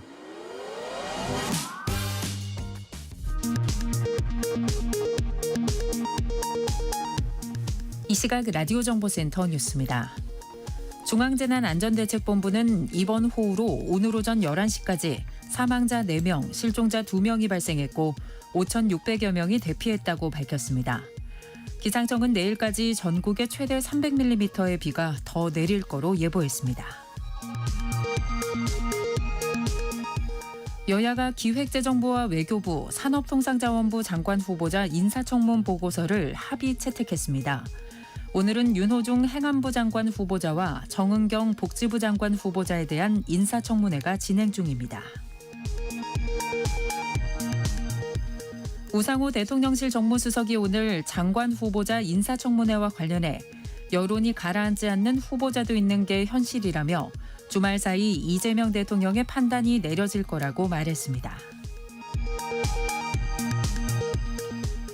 윤석열 전 대통령 측이 청구한 구속 적부 심사가 오늘 약 6시간 만에 마무리됐습니다. 구속 이후 모습을 드러내지 않았던 윤 전 대통령이 오늘은 직접 참석했습니다. 이르면 오늘 안에 결과가 나올 것으로 보입니다. 어젯밤 화재로 주민 3명이 목숨을 잃은 광명시 아파트에 대한 합동감식이 실시됐습니다. 경찰은 발화 지점으로 보이는 주차구역 천장에서 전기적 특이점이 발견됐다며 전선 등을 국과수로 보내 정밀 감정을 받을 예정이라고 밝혔습니다. 지금까지 라디오 정보센터 뉴스 펜유이였습니다.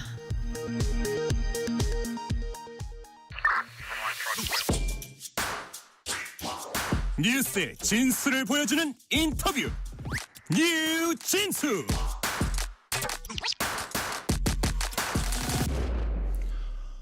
법원이 올 초 벌어졌던 서부지법 난입 사태에 연루된 피의자들에 대해 유죄 판결을 잇따라 내리고 있습니다. 민주주의와 법치주의 근간을 흔들었다는 게 주된 판단 이유입니다. 그렇지만 파괴가 아닌 기록이 목적이었다면 이건 어떻게 봐야 할까요?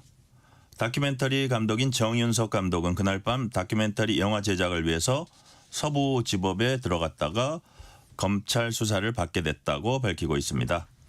검찰은 징역형을 구형한 반면 정윤석 감독은 결백을 주장하고 있습니다. 언론과 문화계 등에서 정윤석 감독의 처지에 동조해서 처벌을 반대하는 목소리가 잇따라 나오고 있습니다. 당사자인 정윤석 다큐멘터리 감독 스튜디오에 나오셨습니다. 정윤석 감독님 어서 오세요. 네, 안녕하십니까. 네. 자, 이제 수사도 받고 뭐 이렇게 마음고생도 많이 하셔서 그런지 얼굴이 까칠하십니다. 네. 예. 자, 올해 1월 19일이었어요.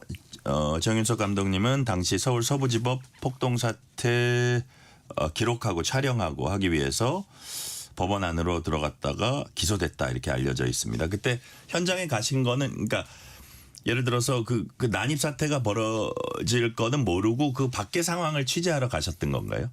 정확히 말씀드리면은 저는 12월 4일부터 계엄 사태를 취재하고 있었습니다. 네. 그래서 이미 JTBC랑 국회 협조를 받아가지고 12월에는 거의 국회에서 살았었어요. 네. 그래서 이제 사실은 이제 잘 아시다시피 1차 부결되고 2차 탄핵안 가결되고 나서 연말에 이제 우원식 국회의장님이 이제 연말 인사하시고 저는 상황이 종료될 줄 알았는데 1월에 체포 전국이 펼쳐졌었잖아요. 네. 그래서 1월에는 오히려 한남동에서 계속 있었습니다.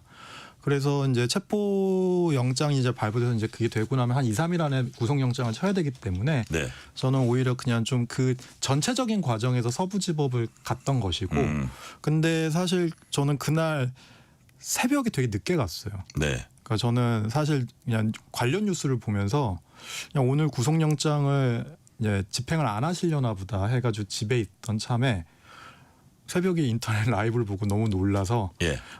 뛰어갔고 제가 이제 그 택시 그 연구 앞에 계시다 있는 게 아니라 네네. 그런 일들이 벌어진 걸 알고 그쪽을 좀 가서 상황을 보자 이러고 이제 카메라를 들고 가셨군요. 왜냐하면 이제 제가 1월부터 너무 집회 영상을 보수 집회 영상을 너무 많이 찍어서 예. 1월 18일날 그 서부지법 앞에 있었던 또 그런 집회를 또 찍어야 될 그런 생각은 잘 안 했고요. 근데 이제 그 새벽에 이제 그런 초유의 사태를 보니까 너무 놀라서 제가 이제 택시를 타고 갔고 이제 택시 영수증 기록으로 보면 제가 3시 43분에 도착했습니다. 아, 그랬군요. 네. 자.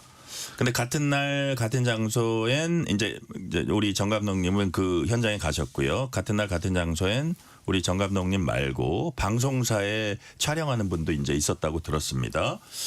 근데 둘 다 이제 카메라를 들고 현장을 취재하고 촬영하고 뭐 기록하고 한 건데 왜 정윤석 감독만 수사받고 기소된 겁니까? 그러니까 이제 먼저 사실관계를 조금 말씀드리고 네네. 싶은데 그 이제 알려져 있는 JTBC 밀착 카메라 팀 그 이제 영상을 보면은 네. 그 3시 22분에 들어갔다라고 돼 있어요. 그래서 이미 그분은 제가 현장에 3시 43분에 도착하기 전에 이미 촬영을 해서 빠져나온 상태입니다. 아, 예, 예. 그래서 이제 그 JTBC 영상을 보면은 이미 자신이 후문 경내로 진입해서 그 이제 전산실 깨진 창문으로 들어가서 7층까지 올라간 그 영상이 남아 있고요. 그 촬영하신 분은요? 네. 그리고 이제 저는 오히려 그분이 이제 촬영을 마치고 다 빠져나온 다음에 현장에 3시 43분에 도착해서 제가 밖에서 한 1시간 20분 정도 대기하다가 네. 5시경에 갑자기 그 건물 안쪽에서 펑 소리가 들렸어요. 예, 예. 그래서 이거 큰일 났구나 해가지고 이제 그때 진입을 한 거였던 거죠. 펑 소리? 네. 예, 예. 근데 그게 이제 제가 촬영했던 영상을 보면 보이는데 예. 그 안에 엄청나게 긴 복도 통로가 있고 그 가운데서 이제 사실은 이제 3시 경에 이미 내부 진입은 다 체포가 끝났고요. 네네. 그냥 후문 경내로 들어오는 시위대들은 이제 경찰이 이제 계속 막아야 했던 거예요. 그래서 그 복도를 통해서 대치 상황이 계속 벌어지고 있었다는 걸 제가 이제 뒤늦게 안 거죠. 아, 그랬군요. 네, 그래서 이제 5시 정도 되면 그 복도가 다 밀려서 후문 쪽으로 시위대가 많이 밀려난 상황이었고, 네네. 그러니까 저는 이제 거의 마지막에 대기하고 있다가 들어간 것이죠. 그러면 우리 정 감독님은 그 일이 벌어진 다음에 집에서 좀 쉬고 있다가 현장에 와 이거 현장 어떻게 됐냐 하고 간 거고 가서도 바로 들어간 것도 아니고 밖에 사정을 좀 이렇게 하고 있다가 좀 펑 소리를 듣고 이거 뭐지 하고 그때 들어가셨다 이거죠. 네네. 그 이미 3시 43분에 도착했을 때 그 기자들이 좀 속속 모이기 시작했어요. 그래서 이제 제가 법원에서 이제 사실 확인서 써줬던 기자분들도 좀 몇 분 계신데 예.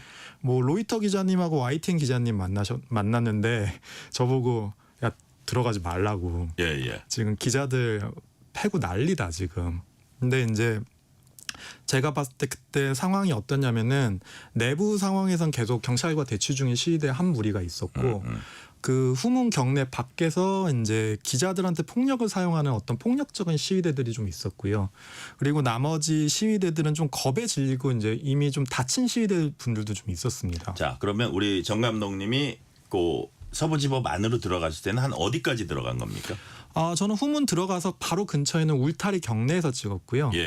그러니까 울타리 경내 붙어서 찍었는데 그 이유는 사실은 그 경내 자체 양쪽에서 경찰이 들어왔었어요. 그러니까 왼쪽 오른쪽에서 같이 들어왔는데 이 양쪽의 상황을 가장 객관적으로 보여줄 수 있는 쪽이 울타리 쪽 경내에 붙어서 찍어야 되거든요. 네네.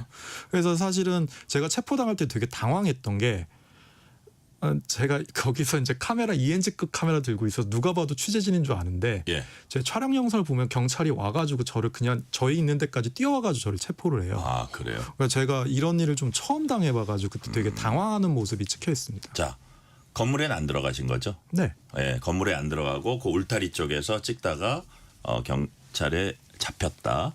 자, 재판에 넘겨졌는데 검찰은 특수건조물 침입 등 혐의를 적용해서 징역 1년 구형했습니다. 우리 정 감독님 지금 무죄라고 결백을 말씀하시고 있는 거고요. 검찰이 양형을 왜 이렇게 양형을 했다고 보세요? 일단은 저는 그 무죄를 주장한 적이 단 한 번도 없습니다. 아 그래요? 네, 그러니까 예. 좀 이게 좀 재밌는 얘기인데 저는 공소 취소를 2번이나 요구했거든요. 공소 취소. 예, 네. 예. 왜냐하면은 이미 이제 그러니까 사실은 이제 무죄를 주장한다는 게 예술가의 눈으로 봤을 때는 일단 죄가 있다는 걸 전제로 유무죄를 다투는 것이기 때문에 그 단계까지도 아니다. 네, 왜냐하면은 이제 공소장 사실관계에서 세시경이라고 돼 있는데 저는 네. 이미 알리바이가 깨져 있는 상태였고, 그리고 이제 저는 그 윤석열 탄핵에 찬성하는 영화인 그 명단도 이미 경찰 수사 단계에서 다 보여드렸고, 예. 저의 알리바이를 이미 다 집중해서 조서가 수사 단계에서 조서가 다 남아 있는 상태였어요. 그러니까 제가 검찰 쪽에 네. 이건 내 영상 볼 필요도 없고 그냥 검찰 쪽 수사 자료가 다 지금 다 어긋나 있다. 그러니까 이거는 나중에 이걸 계속 끌고 가면 재판부에 큰 부담이 되시니 공소 취소를 해달라라고 4월하고 6월 2번이나 걸쳐서 말씀을 이미 드렸습니다. 네.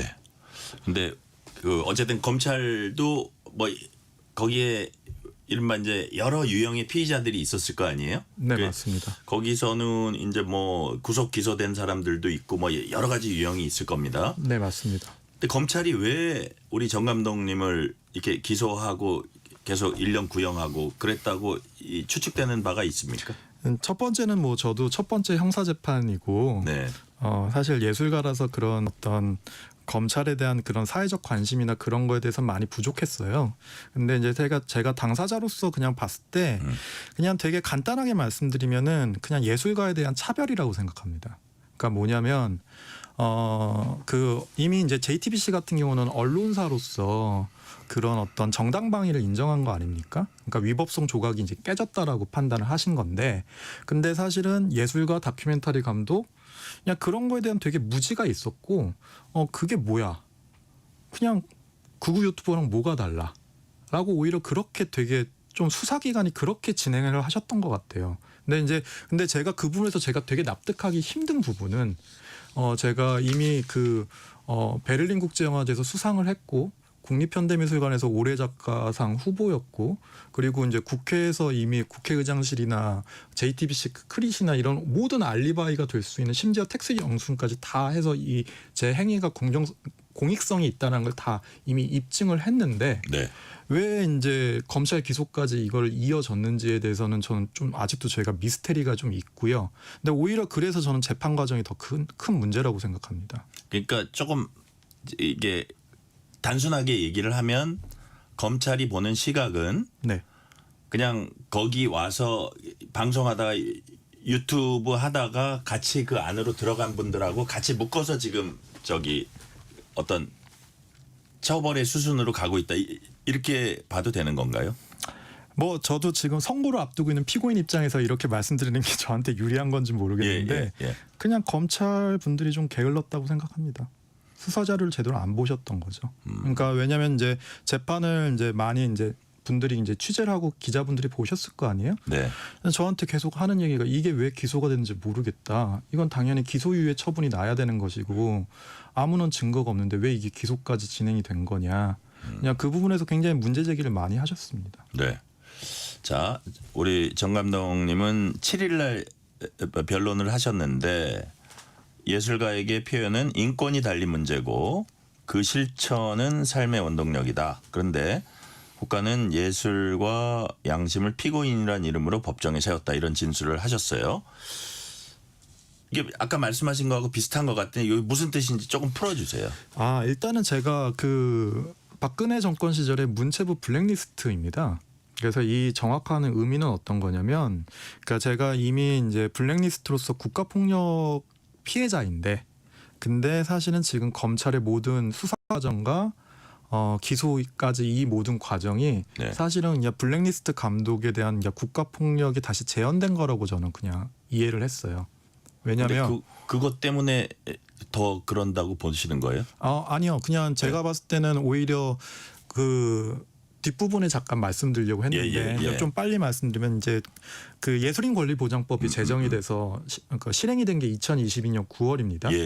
그게 사실은 이제 그 문체부 블랙리스트 때문에 생긴 법이에요. 그러니까 사실은 그 7조 2항에 보면은 국가기관이 그 예술가의 그 표현의 자유라든지 그런 행동을 위법하게 방해를 하면은 그 예술가 권리 침해 행위에 이제 해당된다라고 얘기하는데 저는 오히려 재판 과정에서 지금 수사기관과 검찰의 모든 진행 상황 자체가 딱 이 예술가 권리보장법 7조 2항에 해당합니다라고 말씀을 드렸던 거죠. 네. 그리고 이제 그 부분에서 오히려 블랙리스트 감독한테 이 국가가 또 다시 이런 행동을 반복하면서 이제는 이제 피고인의 이름으로 다시 법정에 세우는 것 자체가 굉장히 큰 문제라고 생각합니다라는 취지의 발언이었습니다. 그래서 블랙리스트 말씀은 그런 취지에서 아까 저한테 말씀하신 거군요. 네네네.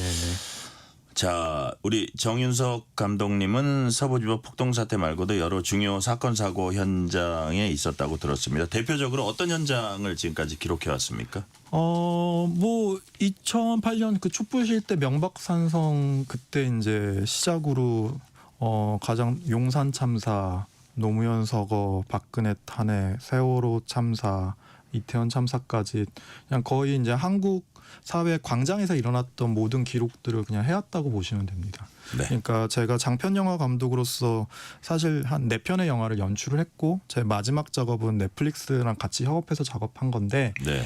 그 연출했던 제 그러니까 영화 작업과 별개로 그냥 그 예술가로서 계속 기록 아카이브 작업을 해왔던 거죠. 네.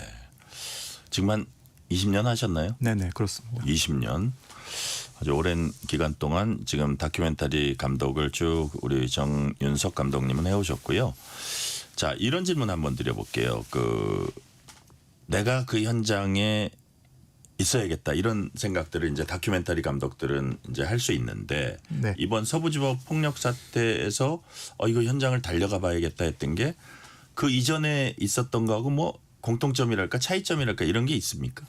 그러니까 일단은 첫 번째로 말씀드리고 싶은 거는 서부지법 사태를 서부지법 사태만 쪼개서 보면 안 된다는 말씀을 먼저 드리고 싶어요. 왜냐하면은 제 입장에서는 계엄 때부터 계속 연장선상에 있는 거잖아요. 실제로 서부지법 사태는 대통령의 구속영장에 항의하려고 벌어진 폭동 사태이기 때문에 그 앞선 맥락들이 있는 것이죠. 그러니까 저는 서부지법 사태를 어떻게 보면 이건 국가적 재난이다라고 일단 보고 있어요. 계엄이라는 특수한 상황에서 어떤 국가적 재난 상황인데 이 부분에서 사실 예술가가 어떤 사명감을 갖고 뛰어드는 건 굉장히 지극히 자연스러운 일입니다. 그러니까 사실 우리나라가 이제 예술가를 바라볼 때 좀 엔터테이너라든지 되게 지역적으로 보고 있는데요. 사실 현대 예술가는 기본적으로 어떤 사회를 기록하고 현실에 대해서 발언하는 게 외국엔 굉장히 자연스러운 문화고요. 그리고 또 저 개인적으로는 제가 여태까지 영화를 만들면서 그러니까 공적 자금이라고 하죠. 국민의 세금으로 굉장히 많은 영화를 만들어 왔고 또 그런 많은 성과를 냈는데 그러니까 저한테는 굉장히 그 예술가로서 어떤 갖고 있는 그런 엘리트 의식이 있습니다. 근데 이게 어떤 남들보다 우월하다는 게 아니라 사실 엘리트 의식의 가장 기본은 그러니까 사회가 위험에 처했을 때 가장 먼저 뛰어들어서 자기를 희생하라고 만든 계층이 엘리트 계층이라고 저는 이해를 하고 있거든요. 책임감인가요? 네. 그러니까 저는 여태까지 20년 동안 그런 과정에서 제가 일구었던 성공들은 다 모든 기반은 국민의 세금이었거든요. 그러니까 이런 과정 속에서 제가 20년 동안 계속 기록 활동을 해왔던 거고 그렇기 때문에 제가 그날 현장에 카메라를 들고 가는 건 저한테 너무나 자연스러운 선택이었던 거죠. 네. 자. 각계에서 탄원이 이어지고 있습니다. 한국독립영화협회가 지난 16일 성명을 냈고 박찬욱 감독 비롯한 문화예술계 인사 3,424명이 무죄 판결 촉구하는 성명에 이름을 올렸습니다. 자, 표현과 사상, 양심 이건 처벌 대상이 될 수 없다. 이런 걸 강조하고 계신 건가요? 이분들이 어떤 걸 강조하고 있는 건가요?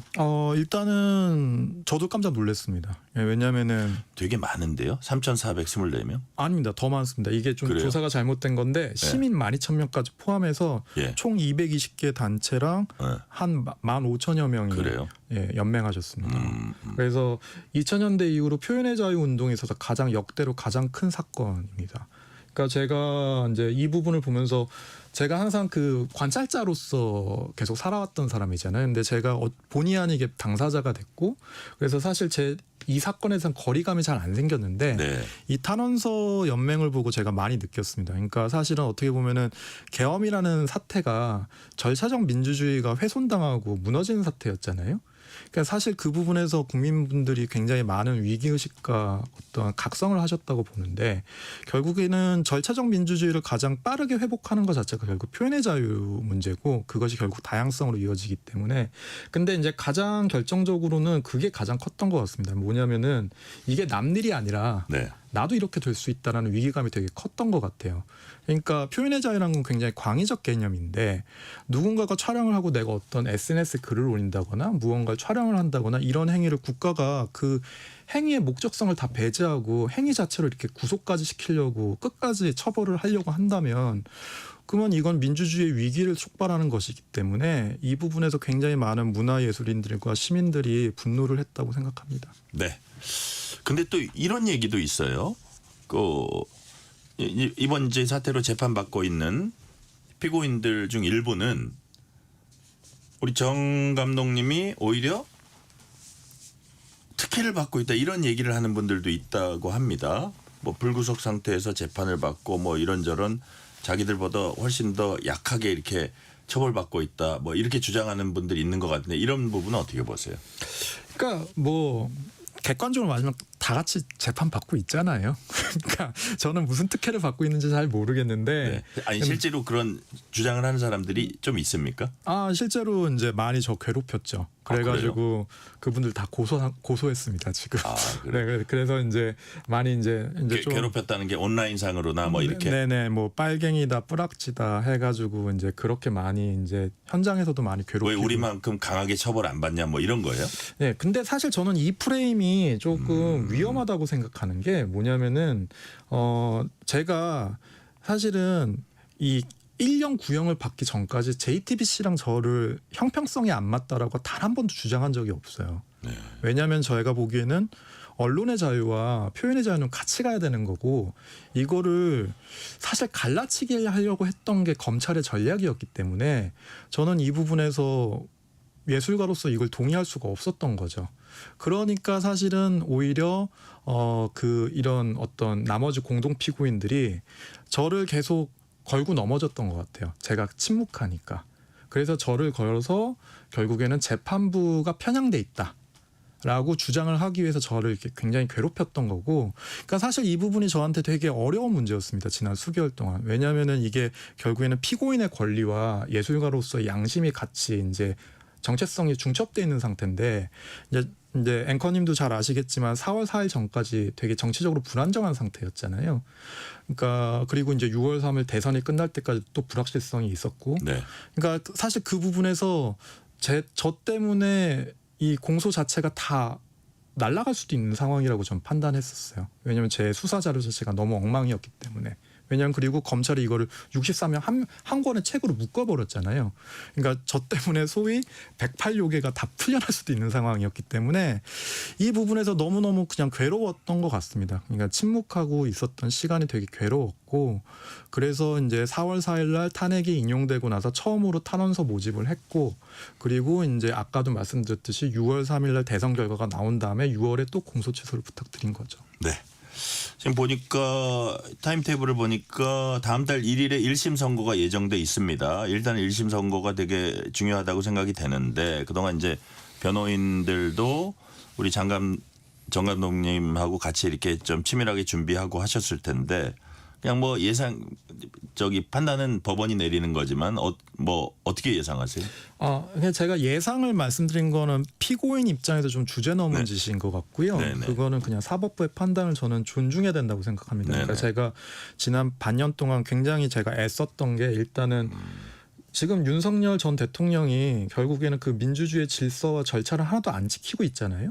그러니까 저도 그 부분에서 어떤 제 스스로 시민으로서 그런 생각이 많았어서 그 재판부에게 부담을 줄 수 있는 발언은 최대한 자제하고 싶은데, 오히려 이제 앵커님 질문을 이렇게 바꿔서 말씀드리고 싶어요. 그러니까 유죄를 받을 때와 무죄를 받을 때 어떤 일들이 일어날 수 있는지.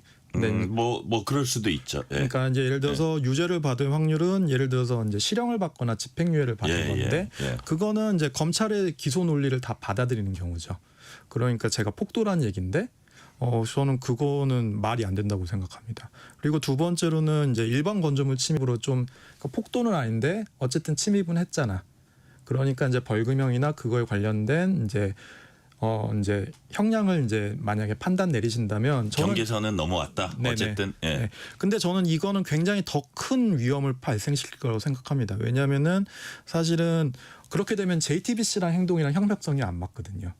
그러면은 왜 언론은 정당방위인데 그 예술의 표현의 자유는 정당방위가 성립을 안 하느냐? 이건 헌법의 그 평등 원칙에 위배되는 판단인데 거기에 대해서 검찰과 법원이 대답해야 된다. 네, 그 부분이니까 오히려 그 부분에서도 이제 재판부의 고민이 깊으실 거라고 생각하고 그리고 이제 가장 결정적으로 이제 무죄일 경우는 이제 제가 이 부분에 있어서 이제 아까도 앞서 말씀드렸지만 예술인 권리 보장법으로 저는 무죄를 받고 싶어요. 그러니까 저는 이미 예술인 활동 증명이 법적으로 끝난 상태고 그래서 그 법적 권리에서 보호를 받을 수 있는 주체인데 이 법이 단 한 번도 여기까지 판례가 없습니다.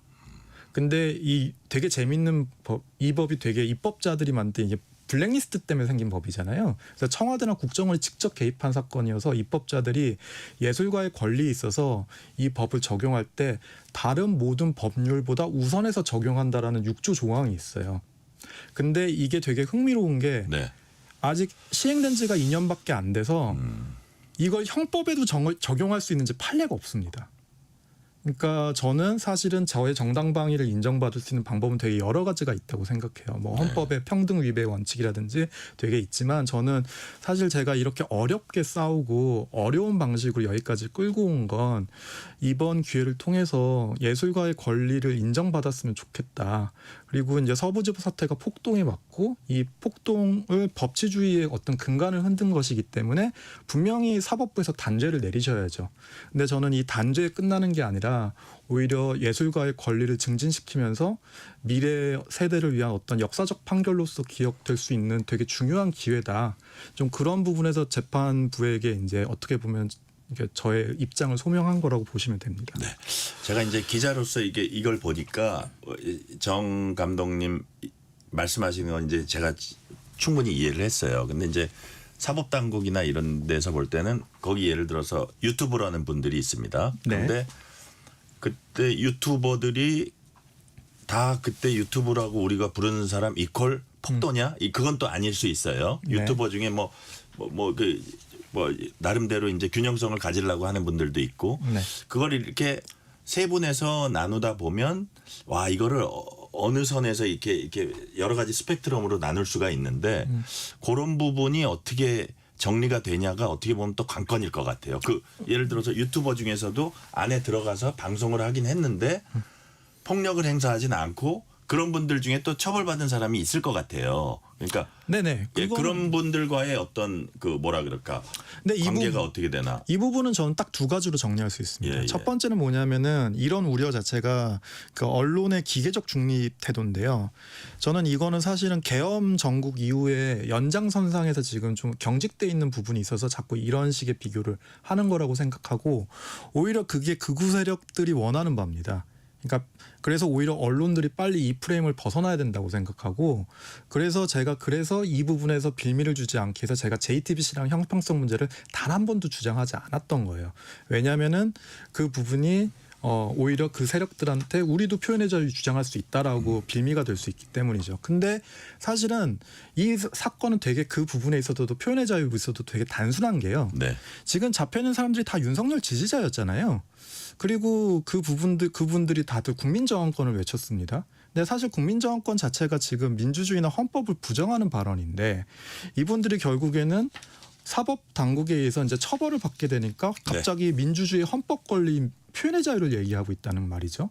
그러니까 저는 이거 자체가 굉장히 큰 모순이라고 생각하고 그래서 이분들이 그 행위의 그 정당성이 부여되지 않기 때문에 오히려 이런 어떤 기계적인 평등을 외치는 거에 대해서 우리 사회가 그렇게 크게 관심 기울 필요 없다고 생각합니다. 네, 오늘 말씀은 여기까지 듣겠습니다. 지금까지 정윤석 다큐멘터리 감독이었습니다. 말씀 감사합니다. 네, 감사합니다. 편지 왔습니다. 퇴근길 지친 당신에게 힘이 되는 뉴스를 전해드립니다. 매일 저녁 당신과 함께 읽는 세상 이야기. KBS 1라디오 뉴스레터 K.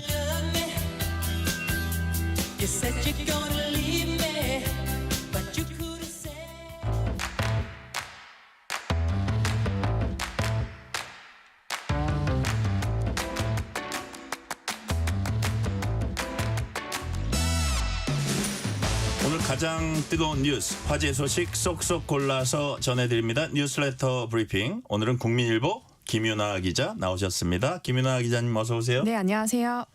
어제 경기도 광명의 한 아파트에서 불이 나서 3명이 숨지고 5명이 중경상 입었습니다.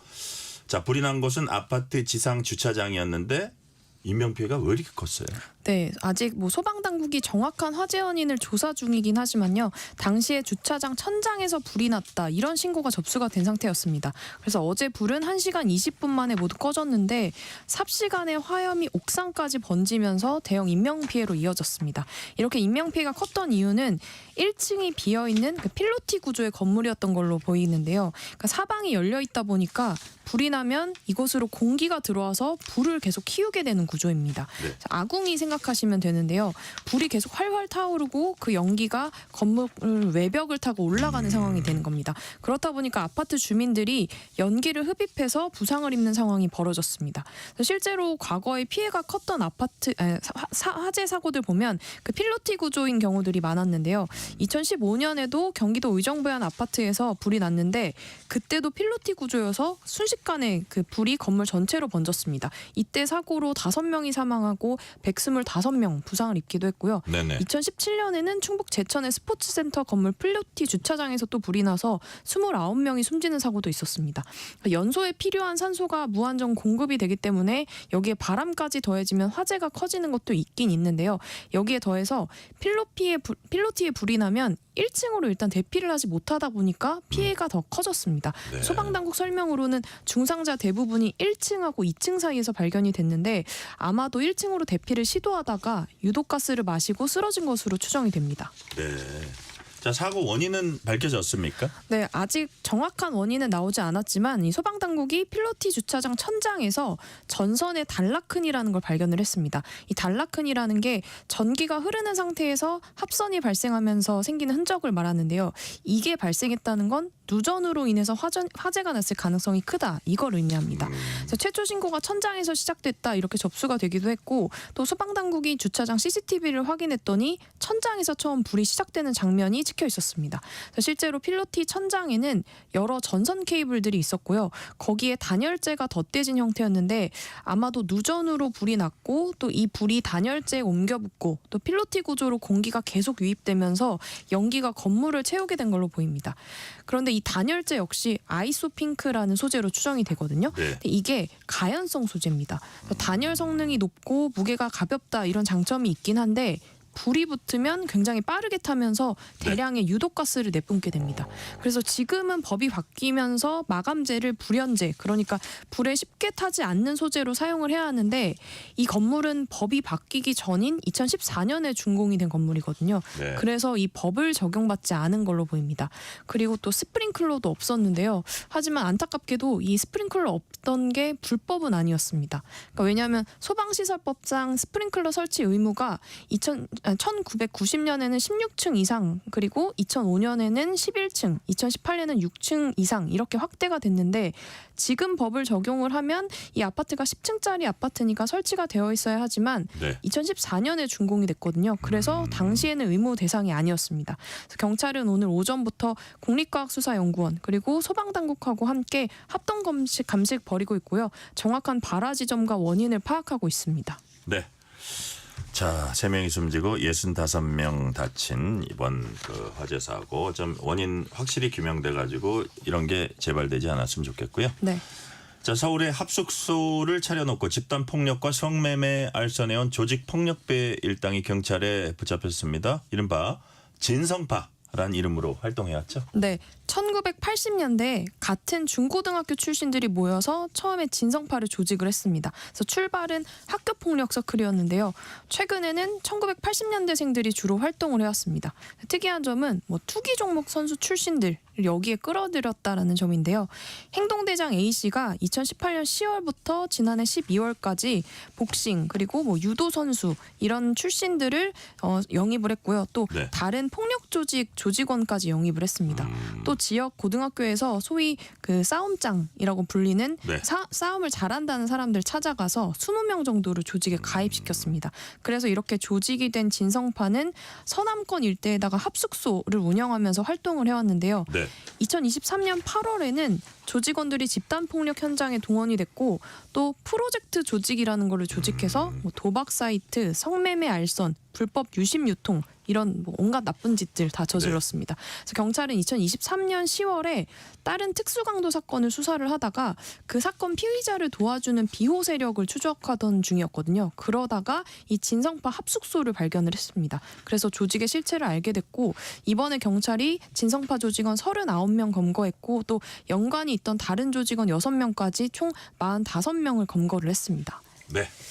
합숙 생활하면서 단체로 범죄 저질렀다는 게 이제 우리가 영화 속 조폭들 보면 많이 나오는 얘기인데 네. 실제 모습은 어땠어요? 네, 정말 영화보다 실제가 더 무시무시했는데요. 그래요? 네, 진성파는 이 위계와 서열이 확실했습니다. 그리고 자체 강령도 있었는데요. 네. 예를 들어서 이탈자는 손가락을 자른다. 선배 말을 이행하지 않으면 매를 맞는다. 제가 매로 순화하긴 했는데 네. 이렇게 맞는다라는 내용을 직접 강령에다 적었습니다. 그러니까 무조건적인 복종을 요구한 건데요. 네. 그리고 조직원 경조사가 있으면 그 영화에 나오는 것처럼 그 검은 양복을 입고 한 줄로 도열을 합니다. 그 정말 영화 속 장면인데 또 평소에 훈련도 했습니다. 생수통 세워놓고 칼로 찌르는 방식 이런 것들을 훈련하면서 흉기 사용법을 익혔고요. 또 언제 공격이 들어올지 모른다 이런 생각 때문에 흉기하고 쇠파이프로 무장한 비상 타격대도 뒀습니다. 경찰이나 다른 조직과의 충돌에도 대비를 한 건데요. 네. 그리고 범행을 워낙 많이 저지르다 보니까 수사 대상에 오르는 조직원들도 있었거든요. 근데 그때마다 이 조직원들의 은신처를 마련해주거나 도피 자금을 대주면서 경찰의 감시망을 피했습니다. 근데 이게 조폭이라는 게 우리가 옛날에 보던 것처럼 그렇게 언론에 잘 노출되거나 외부에 잘 노출되지 않고 오히려 요즘은 보이스피싱, 자금 세탁 이런 쪽으로 더 그 영역을 확장하고 있다고 하네요. 네, 맞습니다. 네. 자, 다음 소식 한번 살펴볼게요. 오스트리아의 유명 스카이다이버가 패러글라이딩 사고로 숨졌습니다. 이분이 초음속 낙하 기록을 세운 인물이었다면서요? 네, 주인공은 펠릭스 바움가트너인데요. 네. 이 공수부대 출신의 바움가트너는 말레이시아 페트로나스 타워 그리고 브라질 리우데자네이루의 예수상 이런 곳들에서 뛰어내리면서 기록을 쌓았는데 2012년에는 지상 39km 높이인 성층권까지 올라갔습니다. 네, 그래서 어떤 동력기관도 달지 않았고요. 압력을 견뎌낼 보호복 그리고 헬멧만 착용한 채로 몸을 던졌습니다. 이게 만약에 보호복이 파손이 되면 압력 차이 때문에 몸이 폭발할 수도 있었거든요. 그런데 그런 위험을 무릅쓰고 낙하를 한 겁니다. 그때 최대 낙하 속도가 시속 1357km, 마 1.25였는데요. 이게 소리 속도가 마 1이니까 음속의 기록을 깨는 기록이었습니다. 그래서 총 9분 동안 낙하를 했는데 4분 20초 동안은 자유낙하를 했고요. 해발 1500m 상공에서 낙하산을 펴고 두 발로 안전하게 착지를 했습니다. 그래서 음속을 뛰어넘은 인간 이런 기록을 세웠는데 이제 그 낙하가 마지막이 된 겁니다. 이탈리아에서 패러글라이딩 하다가 이 글라이더를 제어하지 못하고 한 호텔 수영장으로 추락해서 사망을 했습니다. 현지 당국은 사고 원인을 파악하기 위해서 조사에 나선 상태입니다. 네. 프랑스 정부가 공휴일을 이틀 폐지하는 방안을 발표하자 국민들이 크게 반발하고 있다고 합니다. 이거 어떻게 된 겁니까? 네, 프랑스와 바이루 프랑스 총리가 공휴일 이틀 폐지하자 이렇게 발표를 했다가 엄청난 비난에 시달리고 있는데요. 부활절 다음 날 그리고 2차 세계대전 전승일 여기 쉬지 말자 이렇게 제안을 한 겁니다. 그러니까 두 공휴일이 워낙 원래도 쉬는 날이 많은 5월에 집중이 돼 있고 그래서 이걸 폐지를 하면 뭐 기업이나 공공서비스, 상점 같은 곳에서 경제활동이 증가하니까 생산성이 향상될 거다라는 이유였는데요. 네. 그래서 프랑스가 그러니까 더 일해서 더 벌기를 하자라는 겁니다. 아무래도 지금 만성 재정 적자에 시달리고 있다 보니까 좀 세수를 늘리겠다 이런 의도였는데 프랑스 정부 추산으로는 이렇게 이틀을 폐지하게 되면 연간 42억 유로, 그러니까 우리 돈으로 6조 7천억 원 정도의 세수가 확보될 걸로 보고 있는데 네. 지금 뭐 국민들은 강하게 반발을 하고 있습니다. 이게 노동에 대한 가치를 공격하는 거다라는 비난이 나오고 있고요. 또 정부가 공짜 노동을 강요하고 있다 이런 비판까지 나오고 있습니다. 네. 프랑스처럼 공휴일 줄이는 움직임 덴마크나 독일에서도 있다고 합니다. 오늘 말씀 여기까지 듣겠습니다. 뉴스레터 브리핑 지금까지 국민일보 김유나 기자였습니다. 말씀 감사합니다. 감사합니다.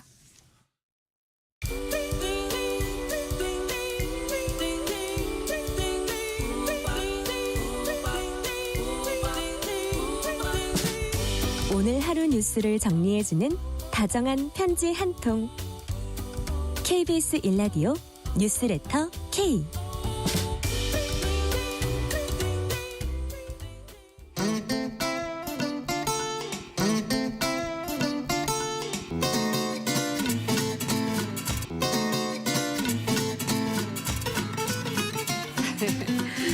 매주 다양한 문화계 전문가와 흥미롭고 유익한 얘기 나누는 시간 주말엔 문화.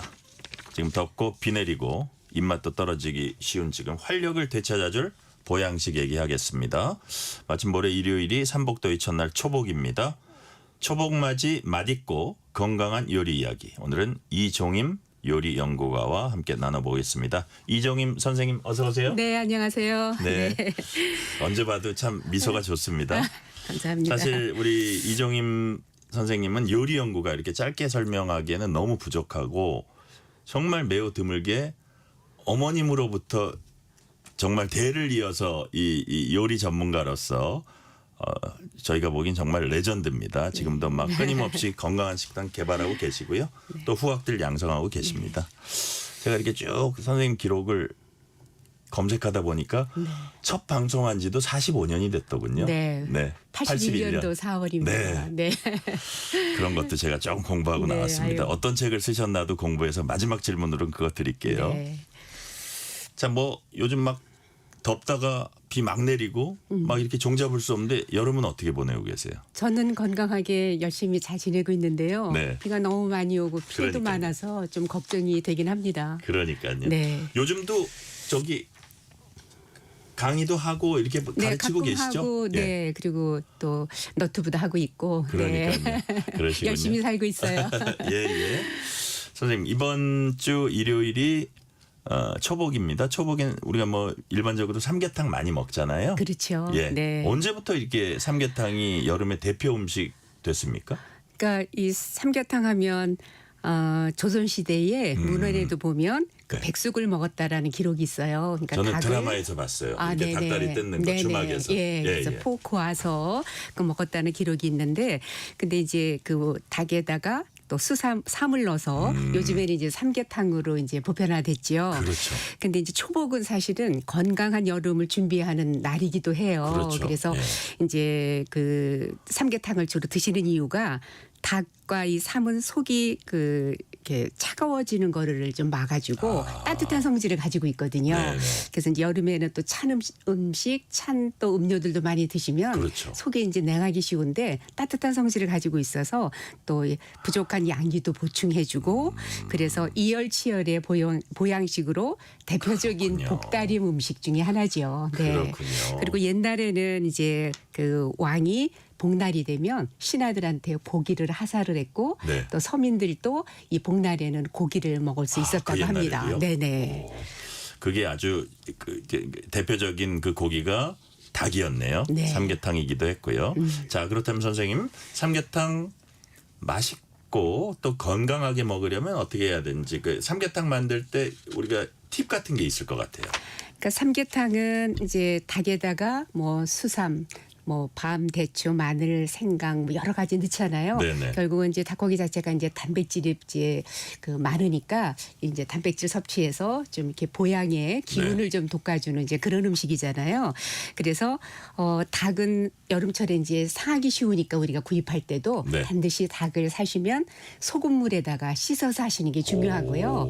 닭 다리 이렇게 보면은 그 벌어진 부분에 그 네. 뼈 사이사이에 핏덩어리가 다 응고되어 있어요. 그렇죠. 그러니까 그걸 손을 넣어서라도 이렇게 그거를 다 긁어내줘야 그게 깨끗해서 국물도 깔끔해요. 근데 그런 걸 안 하면 핏덩어리가 그대로 있으니까 찹쌀을 거기다 넣으면 찹쌀이 뽀얀 하얀 색깔이 아니라 그 핏물도 들고 그래서 그런 걸 깨끗하게 해서 하셔야 이제 중요하고요. 네. 그리고 이제 맛을 내는 데는 사실은 여러 가지 뭐 한약재도 넣기도 합니다만 네네. 이 황기가 들어가야 그래도 이렇게 그 국물을 깔끔하면서도 깊은 맛을 내주기 때문에 저는 황기를 참 많이 사용을 해요. 황기. 네. 예. 그리고 요즘에는 또 이제 닭만 하는 게 아니라 또 네. 전복들도 넣기도 하잖아요. 그렇죠, 그렇죠. 근데 이제 전복을 해신탕 같은 거 먹잖아요. 네네. 근데 이제 전복 같은 경우는 그냥 이렇게 살만 넣을 때는 괜찮은데 이게 껍질채 같이 넣을 경우에는 반드시 솔로 비벼서 껍질 있는 데를 잘 세척을 해야 되고 그래요? 끓는 물에 소금을 넣어서 한번 데쳐내셔야 돼요. 왜냐하면 그 껍질 속에는 불순물과 이런 것들이 많이 붙어져 있어서 예, 예. 그냥 씻는다고 제거가 안 되니까 반드시 솔로 비벼서 씻고 그리고 끓는 소금물에다가 한 30초나 20-30초 예. 데쳤다가 씻어서 넣어주셔야 아예 껍질을 떼거나 같이 넣으려면 그렇게 씻어서 넣어야 그렇지요. 된다. 네네. 예, 예. 야, 이게 그렇군요. 네네. 자, 그렇다면 이런 분들도 있어요. 삼계탕 이렇게 끓이는데 아우 이거 껍질 이거 그 제가 말하는 껍질은 닭의 껍질입니다. 그렇죠. 그 얇은 껍질. 네네. 아, 이거 저 지방인데 이거 띄어버려. 이거 괜찮은 방법입니까? 근데 껍질을 삼계탕 드실 때 드시나요? 안 드시나요? 저는 사실요 네. 잘 안 먹어요. 네. 껍질을. 저도 잘 안 먹는데요. 예. 이 닭은 단백질이 굉장히 풍부한데 예. 유독 껍질 쪽에만 지방이 굉장히 많이 함유되어져 있거든요. 그렇죠. 예, 그리고 뭐 기호에 따라서 드시는 분들도 있으시지만 예, 예. 그래서 완전히 껍질을 벗겨서 끓이시는 분들도 있는데 그거는 좀 모양새가 좀 별로 안 좋으니까 저 같은 경우는 그냥 껍질에 보면 목 있는 부위와 네. 다리 있는 부분에 기름 덩어리들이 많아요. 예, 그래서 예. 저는 그거를 이제 가위로 잘라서 끓인 다음에 위에 뜨는 기름은 이렇게 고운 이렇게 채나 이런 걸로 해서 이렇게 좀 걷어내거든요. 예, 예. 그리고 먹을 때는 껍질은 저는 이제 벗기고 먹는데 좋아하시는 분들은 또 껍질째 드시는 분들도 있어요. 그게 그러니까요. 나쁜 건 아니지만 지방이 좀 많다라는 뜻이니까. 네. 사실 저는 삼겹살도 네. 이렇게 삼겹살이나 목살도 비계 같은 거 있는 거 이게 맛있다는 분들이 있는데 네. 저는 가급적 띄어내요. 그래도 이렇게 선생님도 식성이 그러세요? 비슷하네요. 네, 저도 나중에 이제 언제 같이 한번 한번- 비슷하게 한번 드셔보시죠. 네. 제가 한번 마련해 보겠습니다. 아유, 감사합니다. 제가 잘 먹습니다. 네. 자, 그리고요. 이런 얘기들을 해요. 올해 집에서 뭐 삼계탕 끓이면 뭐 9,000원 든다, 10,000원 든다, 뭐 재료비 많이 올랐는데 꼭 삼계탕이 아니더라도 장보기 팁 같은 게 또 있을 것 같아요.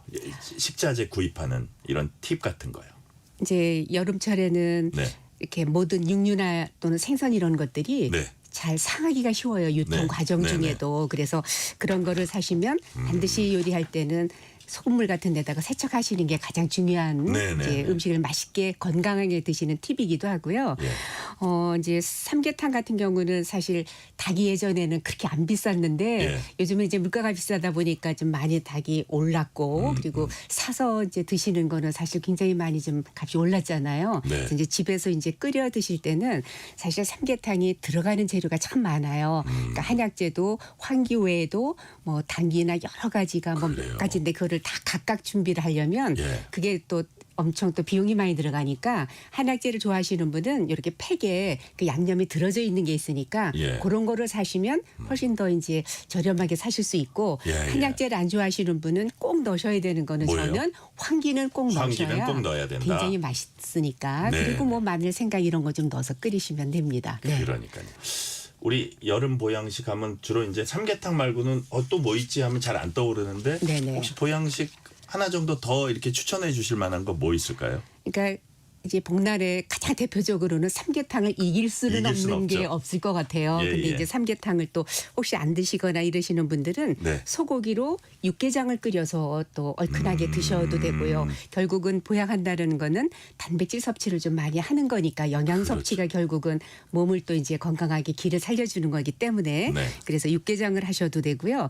우리는 이제 집에서는 민어 요리를 잘 못하지요. 왜냐하면 민어를 살려면 좀 비용도 좀 비싸긴 합니다만. 네네. 근데 이제 옛날에 이제 왕의 그 복다리묵 중에 대표적인 거가 사실은 민어탕이에요. 민어탕이요? 그러니까 여름에만 꼭 이제 먹을 수 있는 생선이잖아요. 네네. 그래서 민어 회도 먹고 뱃살은 민어 전도 부치고 뼈와 대가리바 이런 거는 폭 과서 애호박 넣어가지고 이게 민어 곰국을 끓이면 그것도 굉장히 뽀얀 국물에 그래요? 단박하면서 네. 그러니까 삼계탕에 못지않는 그런 진한 그런 국물인데 네. 집에서 끓이시려면 조금 이제 번거롭기는 해서 이제 그러니까요. 사서 드시는 분들도 계시긴 합니다만, 네. 네. 그래서 육개장을 끓이시면 좋을 것 같아요. 그래요. 네. 자, 지금 9963님이 이런 문자 주셨어요. 이종임 선생님 반갑습니다. 삼계탕 먹거리 소개 감사드립니다. 우리 동네 정육점에서 연계를 3,000원대에 팔더라고요. 장바구니 물가에 지친 요즘 착한 가격은 살림살이에 확실히 도움이 될 듯 싶습니다. 자, 선생님, 이런 게 조금 궁금해요. 직업적으로 이제 요리 전문가시고 또 후학도 양성하시고 오랫동안 하셨는데 과연 집에서는 정말 많이 해서 드실지 네. 이런 게 저희 청취자 입장에서 살짝 궁금한데 주로 해서 드십니까? 네. 어떻습니까? 저는 외식을 참 안 하는 편이거든요. 그래요? 제가 가리는 음식도 많고 예, 예. 그래서 음식은 저는 집밥이 가장 그 가정의 예. 음식의 역사를 만드는 가장 중요한 거라고 그래요? 생각을 하기 때문에 직접 하세요? 그럼요. 지금도? 네. 오. 그래서 꼭 해서 먹고 왜냐하면 저는 찬 이런 것들이 마음에 안 들면 네.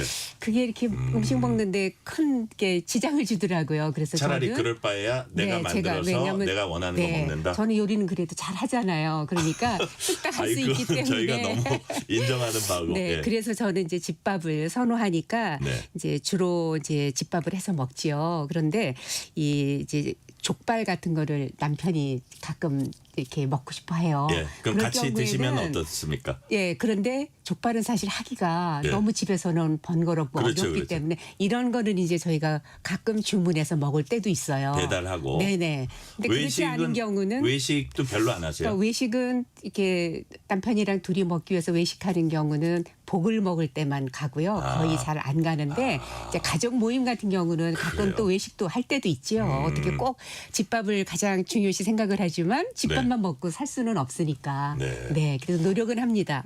자, 여기에 관련되는 질문은 제가 마지막 질문으로 딱 숨겨놓은 게 있고 네. 그 전에 예를 들어서 여름에 아까 왜 속이 여름이기 때문에 더운 날씨인데 막 찬 것도 많이 먹고 속 쪽이 냉하기 때문에 그런 이열치열적인 얘기 네네. 그게 이제 일리가 있는 그렇죠. 거다 말씀을 네네. 하셨잖아요.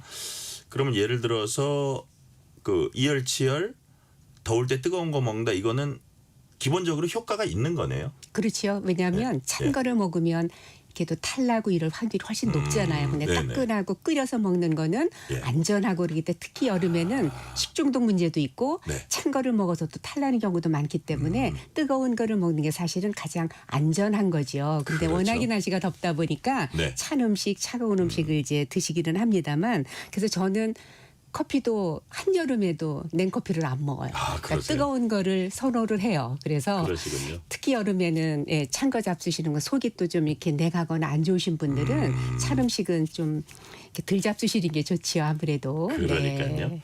자, 안정숙 님이 이런 문자 주셨어요. 뉴스레터 K 한마디로 저희 프로그램 얘기해 주시고 이종임 선생님 반갑습니다.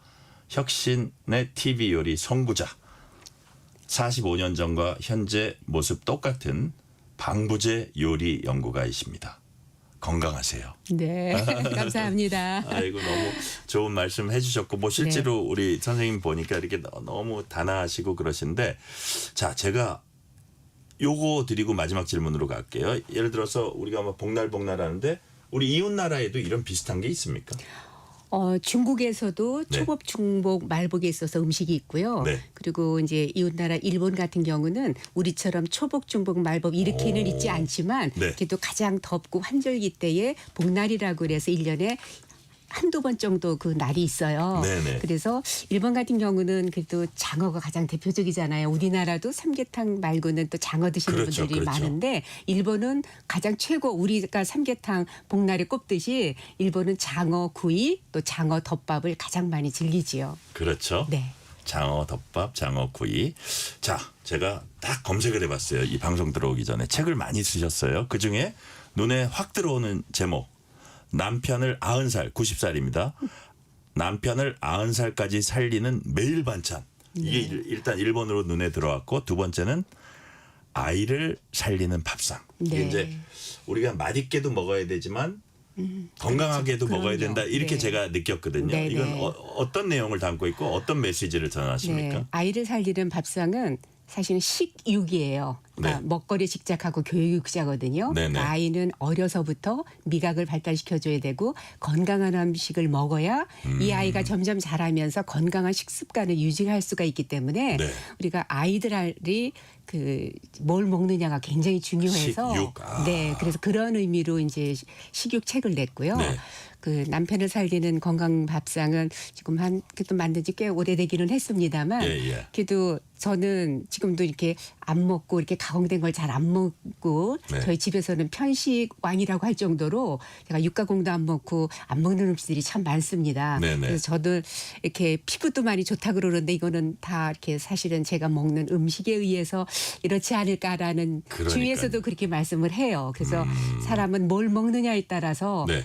그 내가 되는 거잖아요. 그 사람이 뭘 먹느냐에 따라서 그 사람의 건강과 인생이 달라지기 때문에 남편이 어떻게 먹으면 90살, 100살까지 삽니까? 그러니까 가공되지 않은 집밥을 먹어야 되지요. 그런 저는 그 뜻이군요. 책을 내고요. 네. 남편들한테는 굉장히 환호를 받았는데 여성분들한테는 왜 남편을 90살까지 살려야 되느냐고 네, 반어적으로 그런 또 얘기를 듣긴 했습니다만 그래도 네네. 남편이 또 가장이 건강해야 되잖아요. 그럼요. 그래서 저는 항상 집밥을 이렇게 힘들고 요새는 좀 번거로운 일도 많지만 네. 그래도 한 가지라도 간단하게 이렇게 집밥을 해서 먹으면 온 가족이 건강해질 수 있지 않나 하는 생각이 듭니다. 너무 감사합니다. 오늘 말씀 여기까지 듣겠습니다. 지금까지 이종임 요리연구가였습니다. 선생님 감사합니다. 네, 감사합니다. 오늘 뉴스레터 K는 여기까지입니다. 치킨 쿠폰 당첨자 명단은 뉴스레터 K 홈페이지 확인해 주시고요. 오늘 끝곡으로는 웨스트라이프의 You Raise Me Up 들으면서 마무리하겠습니다. 오늘도 함께해 주신 청취자 여러분 진심으로 감사드립니다. 지금까지 뉴스레터 K 전종철입니다. When I am down